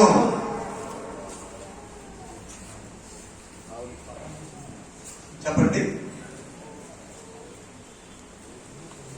ఎవడైనా ఈ బోధను తేక, ఏ బోధ? యేసుక్రీస్తు దేవుడై ఉన్నాడు. ఆమె చెప్పొచ్చు. భారతి గారు చెప్పాలా? ఓ పేరు చెప్తే చెప్తారా? హల్లెలూయా. యేసుక్రీస్తు దేవుడై ఉన్నాడు. ఆయన దేవుని కుమారుడై ఉన్నాడు. ఆయన రక్షకుడై ఉన్నాడు. ఆయనే నిజమైన నిత్య జీవమై ఉన్నాడు అని ఎవరైతే ఆ బోధ చేస్తారో ఆ బోధ నమ్మండి. ఆ బోధ కాక వేరొక బోధ తెచ్చి క్రీస్తును బోధించకుండా, క్రీస్తును ప్రకటించుకోకుండా వేరొక వార్త, అద్భుతాలు, ఆశ్చర్యాలు, సూచక్రియలు బోధించేవారు ఎవరైనా వస్తే అలాంటి వారిని చేర్చుకోవద్దు. వారికి వందనాలు చెప్పొద్దు. శుభం అంటే వందనాలు, వందనాలు చెప్పొద్దు వారికి. అర్థమైందా? మీరు చెప్పండి, అర్థమైందా మీకు ఏమన్నా? అర్థం కావాలి. ఎవరైతే క్రీస్తు బోధ క్రీస్తు బోధను తేక వేరొక బోధ తీసుకొచ్చేవారు ఎవరైనా మీ దగ్గరకు వస్తే వారిని చేర్చుకోవద్దు. వారికేం చెప్పొద్దు, వందనాలు చెప్పొద్దు. శుభములు అంటే వందనాలు చెప్పొద్దు. ఎవరైనా అంటే వారికి వందనాలు చెప్తే చెడ్డోడికి వందనాలు చెప్తే, మోసం చేయడం వచ్చిన వందనాలు చెప్తే, వాడు చేసే చెడ్డ పనిలో నువ్వు కూడా పాలివాడవై ఉంటావు.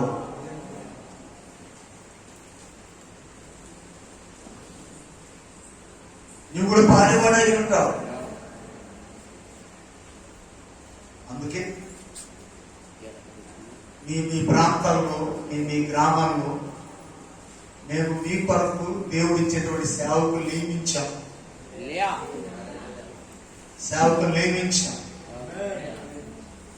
వాళ్ళు దేవుని యందు భయభక్తులు కలిగిన వారు దేవునికి లోబడేవారు. వారు మీకు వద్దకు క్రీస్తు బోధన తీసుకొస్తున్నారు. యేసు క్రీస్తుని తీసుకొస్తున్నారు. క్రీస్తుని మీకు పరిచయం చేస్తా ఉన్నారు. ఆ క్రీస్తులో మీరు బలపరుస్తున్నారు. వారికి వందలు చెప్పండి, వారిని చేర్చుకోండి, వారితో కలిసి మీ ఆత్మీయ జీవితాన్ని కొనసాగించండి. అలా కాక క్రీస్తు లేకపోకుండా, క్రీస్తు బోధ లేకపోకుండా, క్రీస్తు అనే పేరు ఎత్తకోకుండా ఎవరైనా బోధించేవారు మీ దగ్గరికి వస్తే అలాంటి వారిని చేర్చుకోవద్దు. నాకు కొంతమంది ప్రార్థన చేస్తూ వీడియో తీసి ఆ వీడియో నాకు పెట్టేవారు చాలా మంది ఉన్నారు. చూసావా నేను ప్రార్థన చేస్తే ఏం జరిగిందో, చూసావా నేను ప్రార్థన జరిగితే ఎలా అద్భుతం జరిగిందని వీడియో పెడతా ఉన్నాను. వీడియో నా దగ్గర ఇప్పుడు ఉన్నాయి. చాలా మంది పెట్టేవాళ్ళు ఉన్నారు. మంచిగా మీరు చేయండి. మీ వాళ్ళని దేవుడు ఏం చేస్తున్నాడు, అద్భుతాలు చేస్తున్నాడు. మీరేం చేస్తా చేయండి. ఓకే, మా వాళ్ళని రాకపోవచ్చు, దేవుడు మన వాళ్ళు పోవచ్చు అని ఉంటాడు. అయినా సరే రోజు వీడియోలు వస్తూ ఉంటాయి.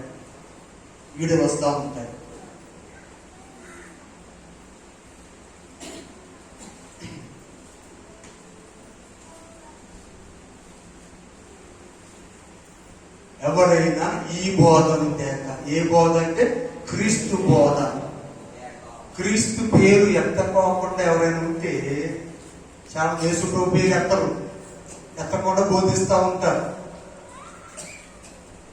అలాంటి వారిని మీరేం చేయొద్దు, చేర్చుకోవద్దు, వందనాలు చెప్పొద్దు.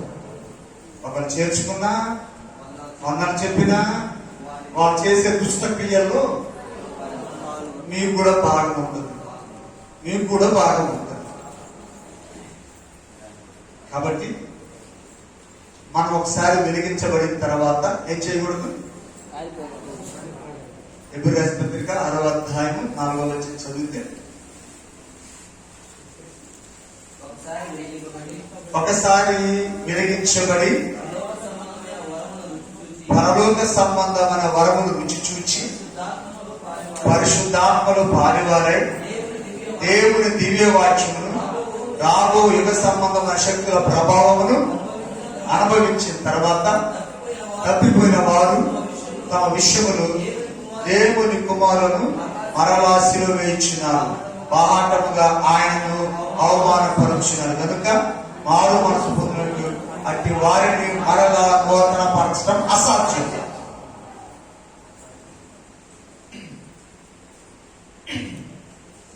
నేను చెప్పాను, ఒకసారి వెలిగించబడిన తర్వాత, పరిశుద్ధాత్మ యొక్క వరమును రుచి చూచిన తర్వాత, దేవుని యొక్క దివ్య వాక్యమును, యాభై యుగ సంబంధ శక్తులను, వాటి ప్రభావమును అనుభవించిన తర్వాత తప్పిపోయిన వాడు అతన్ని మరలా మనం ఎంతమంది వెళ్ళి మనం ఎంత గురికొల్పినా, ఎంత ప్రోత్సహించినా అతడు తిరిగి గురికొలపబడటం అసాధ్యం. అతడు మరలా తిరిగి లేపబడటం అసాధ్యం. అతడు వెలిగించబడటం అసాధ్యం. అందుకు ఈరోజు దేవుని వాక్యం మాట్లాడుతున్నటువంటి ఈ మాటను మనం గమనిద్దాం. హల్లెలూయా. నా మాటలు అర్థమవుతున్నాయా? నేను ఈరోజు మీ మధ్యలో పక్షిరాజు గురించి మాట్లాడదామని వచ్చాను. నా సిద్ధపాటు పక్షిరాజు, అది నేను మాట్లాడాలి మీ మధ్యలో ఇవ్వాలి. కానీ నిలబడిన తర్వాత దేవుడు ఆరాధన చేసేటప్పుడు దేవుడు నా సిద్ధపాటు అంతకు పక్కన పెట్టి వేరొక విషయం నాకు ఇచ్చాడు. పక్షిరాజుల గురించి వారి నుంచి సిద్ధపడ్డాను. దాని సిద్ధపడి దాని కొరకు రోజు ప్రార్థన చేస్తాను. దేవుడు పక్షిరాజు గురించి మాట్లాడాలి అని. కానీ వచ్చాక ఆరాధనలో నా ఆలోచన మార్చాడు దేవుడు, నా ఉద్దేశం మార్చాడు దేవుడు. ఈ విషయాన్ని మాట్లాడాలంటే ఈ విషయాన్ని మీతో మాట్లాడుతున్నాను. ఒకడు వెలిగించబడిన తర్వాత, ఒకసారి వెలిగించబడిన తర్వాత పరలోక సంబంధమైన వరాలను రుచి చూచి పరిశుద్ధాత్మలో పారివారే దేవుని దివ్య వాక్యమును రాబో యుగ సంబంధ శక్తుల ప్రభావమును అనుభవించిన తర్వాత తప్పిపోయిన వారు తమ విషయములో మారు మనసు పొందినట్లు అట్టి వారిని మరలా నూతన పరచటము అసాధ్యము.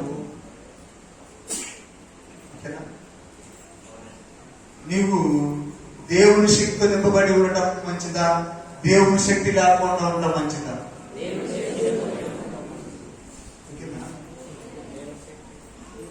నువ్వు ఎలా ఉండాలనుకుంటున్నావు?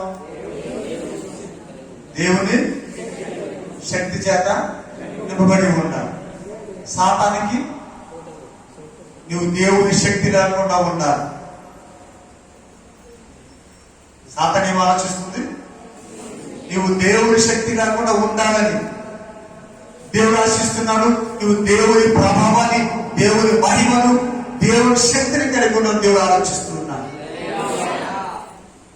ఇప్పుడు నుండి లేదు కావాలా? నీకు దేవుని శక్తి కావాలా? సాతాను వల్ల శక్తి లేకుండా ఉంటాం కావాలా? ఆ సాతాను ఏం చేస్తాడు? నిన్ను శక్తి హీనుడిగా చేయడానికి నిన్నేం చేస్తాడు తెలుసా? వెలిగించబడిన నీ దీపాన్ని ఆర్పి పరసంబంధమైన రుచులన్నీ కూడా నీలో నుంచి తొలగించి నిన్ను శక్తిహీనులు చేస్తాడు. మళ్ళీ ఇప్పుడు వచ్చి ఆంధ్రయ్య గారికి రానన్న ప్రార్థన కంటే నేను రావాలంటాడు. ఎందుకు తెలుసా? మా వీళ్ళు ఎన్ని వాక్యాలు చెప్పినా, ఎన్ని ముచ్చట్లు చెప్పినా, ఎన్ని ఉద్దేశం చెప్పినా ఆయనకి రుచి ఎక్కదు, అతని బుర్రకెక్కదు.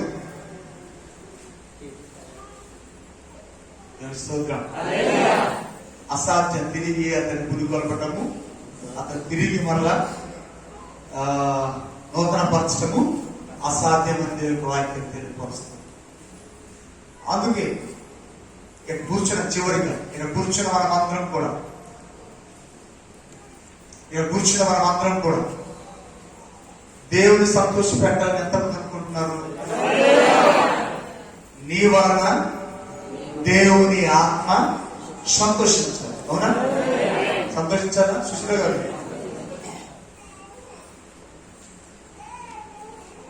దేవుని ఆత్మ నిన్ను బట్టి దేవుని ఆత్మ సంతోషించాలి. చూద్దాం. అదే రాసిన పత్రిక 13వ అధ్యాయము మనం చూసినట్లయితే 10వ అధ్యాయం 38 చూసినట్లయితే, నా ఎదుట నీతిమంతుడైన వాడు విశ్వాస మూలముగా జీవించును గాని అతడు వెలుగుకు తీసిన ఎడల అతని యందు నా ఆత్మకు సంతోషం ఉండదు. నీలో ఉన్నటువంటి ఆత్మ చల్లారిపోతే, నీలో ఉన్న ప్రార్థన జీవితం చల్లారిపోతే, నీలో ఉన్న విశ్వాసం తగ్గిపోతే, నీ అడుగు వెనక్కి తీసినట్లయితే, నేను చర్చికి రాలేదు, నేను ప్రార్థనకు రాలేదు, మన ఎవరు అన్నారట, నేను ఇంక 2 వారాల దాకా రాలేదు అన్నారట. ఏమంట? ఇంక 2 వారాల దాకా నేను రాలేదు అన్నారట. 2 వారాల దాకా నేను రాలేదు అన్నాడంటే అతడు ఏం చేశాడు? తన అడుగు వెనక్కి తీశాడు. అలా తన అడుగు వెనక్కి తీసిన వాటిని బట్టి బైబిల్ రాయబడిన మాట, అతని యందు నా ఆత్మకు సంతోషం ఉండదు, దేవుని ఆత్మకు సంతోషం ఉండదు. ఆలోచించు, నిన్ను బట్టి దేవుని ఆత్మకు సంతోషం లేదేమో, నిన్ను బట్టి దేవుడు సంతోషించడం లేదేమో, నిన్ను బట్టి దేవుడు ఆనందించడం లేదేమో.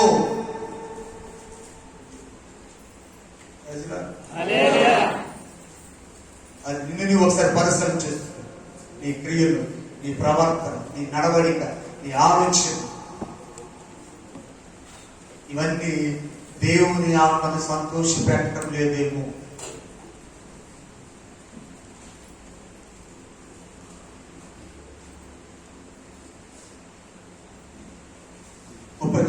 అంటుంది, అయితే మనము నశించుటకు వెనుక తీయువారము కాము, కానీ ఆత్మను రక్షించుకున్నటకు విశ్వాసము కలిగిన వారని ఉన్నాము.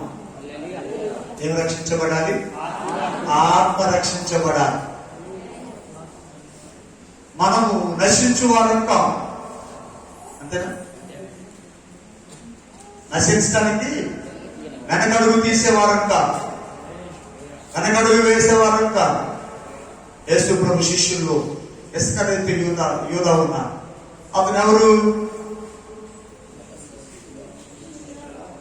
అతడు నశించడానికి వెనకడుగు వేసిన వాడు. వెనకడుగు వేశాడు, ఏమయ్యాడు? ఊరు వేసుకుని చనిపోయాడు. మనం ఎవరు అంటున్నారు అనుకుంటారు, ఎవరు మాట్లాడుతూ ఉన్నారు. మన సంఘ గురించి బయట గురించి విన్నాను. మొత్తం మీద ఒక అతను అబ్బాయి తన భార్య తిట్టిందని ఇతను చాలాసార్లు మందు తాగాడు, చచ్చిపోతాను. ఎవరు తిట్టారని? భార్య తిట్టిందని ఇతనే పాయిజన్ తీసుకున్నాడట. భార్య తిట్టినందుకు 2-3 సార్లు ఉరి వేసుకోవడం ప్రయత్నం చేశాడట. ఎవరు తిట్టినందుకు? మన వాసన ఏదో అంటారు అని, మన వాసన ఎవరో అనుంచాలని కదా, చేతగని వాడని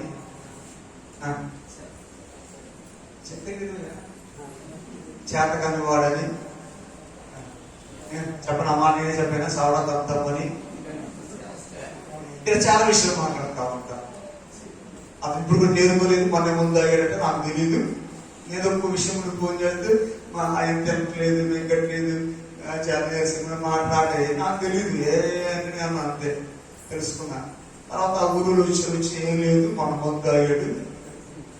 అన్న అలా ఆవిడ తిట్టిందంటే ఇతను ముందు అయ్యాడు, ఇతను తింటే అలా ఆవిడ ముందు అయ్యాడు అన్నా. ఇతను కొడితే అతను ఊరు వేసుకోవాలి, కానీ ఆవిడ తిట్టిందని ఇతను ఊరు వేసుకుంటున్నాడు. అంటే వెనక తీసిన వాడు. మనం ఎలా ఉండకూడదు? నశించడానికి వెనక తీసేవారము కాము. ఎవరు మనం? మన ఆత్మను రక్షించుకునే వారము. మన ఆత్మ రక్షించబడేటట్లు మనం చేయాలి.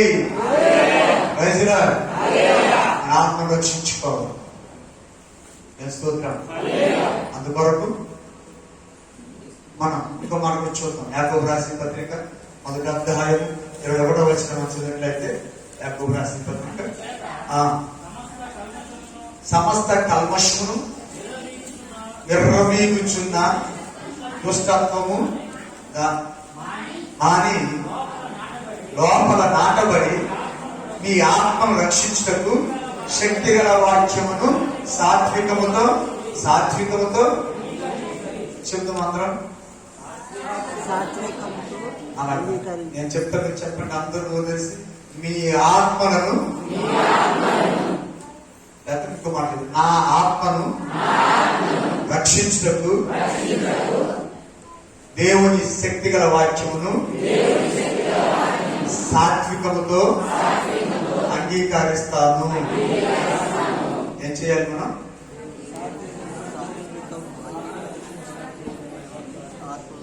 మన ఆత్మ రక్షించబడాలి. మన ఆత్మ రక్షించబడాలంటే మనం ఏం చేయాలి? దేవుని వాక్యాన్ని అంగీకరించాలి. ఆమేన్. ఏ కంగారు, ఎంత నోరు మూసుకున్నా పంపడం తొందరగా మీరు లేట్ చేశారు వాళ్ళు. మీరు లేట్ చేశారు మీరు లేట్గా పంపిస్తారు. అయ్యగారు నన్ను మాట్లాడకుంటే పంపించేస్తారు కదా అనుకుంటున్నారు. చెప్పండి. మీ ఆత్మ రక్షించబడినట్లు ప్రతి ఒక్కరు ఏం చేయాలి తెలుసా? శక్తి గల దేవుని వాక్యాన్ని అంగీకరించాలి. దేవుని వాక్యాన్ని అంగీకరించినట్లయితే బయలుదేరిన రీతిగా సమస్త కల్మషము, సమస్తమైనటువంటి విర్రమీగుచున్న దుస్తత్వము అవన్నీ కూడా తీసివేయబడతాయి. ఆమేన్, ఆమేన్, ఆమేన్, ఆమేన్, హల్లెలూయా, హల్లెలూయా. మనం దేవుని మందికి ఎందుకు వచ్చామంటే దేవుని వాక్యాన్ని విని వాక్యం చేత బలపరచబడి తిరిగి వెళ్తాం. కాబట్టి శక్తిగా దేవుని వాక్యాన్ని ఇచ్చేద్దాం, సాత్వికంతో అంగీకరిద్దాం. హల్లెలూయా. అందుకే ఈ బోధ యందు మనం నిలిచి ఉండాలి. ఏమైతే బోధించబడ్డదో, ఏమైతే మీకు ప్రకటించబడిందో దాని యందు మనమందరం కూడా నిలిచి మన విశ్వాస జీవితాన్ని కొనసాగిద్దాం. ఆమేన్, ఆమేన్. ఓకే, వాక్యం ముగిస్తూ ఒక మాట మీ మధ్య తెలియపరచాలనుకుంటున్నాను. మన మధ్యలో కొంతకాలము మనతో పాటు కలిసి సేవ చేసినటువంటి దర్శకుడు మరి జ్ఞాన్ మోజెస్ గారు మన సహవాసం విడిచిపెట్టేశారు, మనతో ఉండటం మానేశారు. అతనికి ఒక చోట పాస్టర్ గారి అపాయింట్మెంట్ ఇస్తే ఇచ్చిన రోజు నుంచి మనతో కలవటం మానేశాడు, మనతో సహవాసం చేయటం మానేశాడు. మన దూర ప్రాంతం రాకపోయినా కాసరగూడెం, భీముడిగూడెం ఈ ప్రాంతంలో ప్రాంతం జరుగుతున్నాయి కదా, అక్కడ కాకపోతే ఎలాగా అంటే నేను రాలేను అన్నా. రాలేకపోతే అపాయింట్మెంట్ ఇచ్చేయన్నాం, అపాయింట్మెంట్ ఇచ్చేశాడు. ఇప్పుడు అతనికి మనకి ఏ విధమైన సంబంధం లేదు. కాబట్టి మీ ఏళ్ళకి అతను కానీ అతనికి ఎవరైనా వచ్చినా చేర్చుకోవద్దు. ఓకేనా? అతను కానీ అతనితో ఎవరు వచ్చినా చేర్చుకోవద్దు. అతనికి మనకి సావాసానికి ఏ విధమైన సంబంధం లేదు. అతన్ని పూర్తిగా పరిచయం నుంచి తొలగించబడ్డాడు. అన్ని గ్రామాల వారు కూడా పరిచయం నుంచి తొలగించబడ్డాడు. ఎవరైనా అతను చేర్చుకున్నట్లయితే దేవుని వాక్యం చెప్పింది మీరు చూశారు. అతను మేము మార్చి నెల అపాయింట్మెంట్ ఇచ్చాం. మార్చి ఇచ్చిన కాడ మొదలుకొని మొన్నటి వరకు కూడా మీరు అందరూ చూశారు. మనతో ఎప్పుడు ప్రార్థన కాలేదు. మా సహవాసాలకి రాత్రిపూట సహవాసాలు కానీ ప్రార్థన రాలేదు.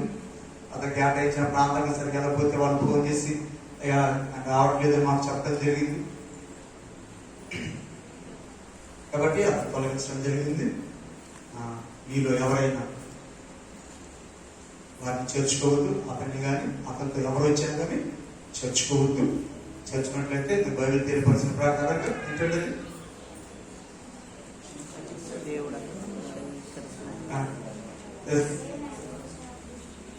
మన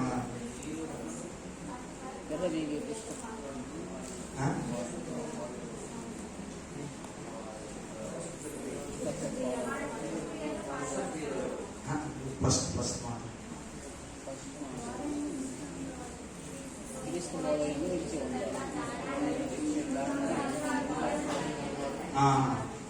ఓకే. ఈ బోధనతో కేక మీ యొద్దకు వచ్చిన వాణ్ణి మీ ఇంట చేర్చుకున్నవద్దు, శుభమని చెప్పొద్దు. శుభమని వారితో చెప్పువాడు వారి పుస్తకీయాల్లో రాలివాడైన వాడు అవుతాడు అని బైబిల్ తెలియపరుస్తూ ఉంది. దయచేసి మరి అటువంటి వారిని మీరు చేర్చుకోవద్దు. ఎవరు కూడా చేర్చుకున్నట్లయితే తదుపరి మీరు కూడా ఎవరైనా వాళ్ళని చేర్చుకున్నట్లయితే వారు కూడా సావాసం విడిచిపెట్టాల్సి వస్తుంది. మాకు జనాభా ముఖ్యం కాదు, కానీ దేవుని బోధ నిలిచి ఉండేవారు ముఖ్యం.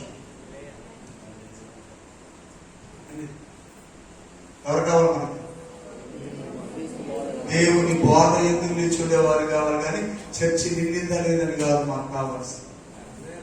చర్చ నిండా కావాలా, బోధ ఎందుకు నిల్చుండేవారు కావాలా? అంటే చెప్తామా? కాబట్టి మీరు కూడా బోధ ఎందుకు నిలిచి ఉండండి, మేము కూడా బోధ ఎందుకు నిలిచి ఉంటాము, అందరం బోధ నిలిచి ఉన్నాం. మనం జనాభాతో పని లేదు, బోధతో ముఖ్యము, బోధ నిలిచి ఉంటే ముఖ్యము. వచ్చేసి అటువంటి వారిని ఈ ఇళ్ళకు కానీ మన సంఘాలకు కానీ ఆహ్వానించొద్దు. అది మన సంఘానికి మన మినిస్ట్రీకి ఒక సిస్టమ్ ఉంది, దాని నియమాలు ఉన్నాయి. కాబట్టి వాటికి కట్టుబడి అందరూ కూడా ఈ మాట కట్టుబడి ఉండవలసిందిగా మనం చేస్తూ దేవుడి మాట దీవించుకుందాం.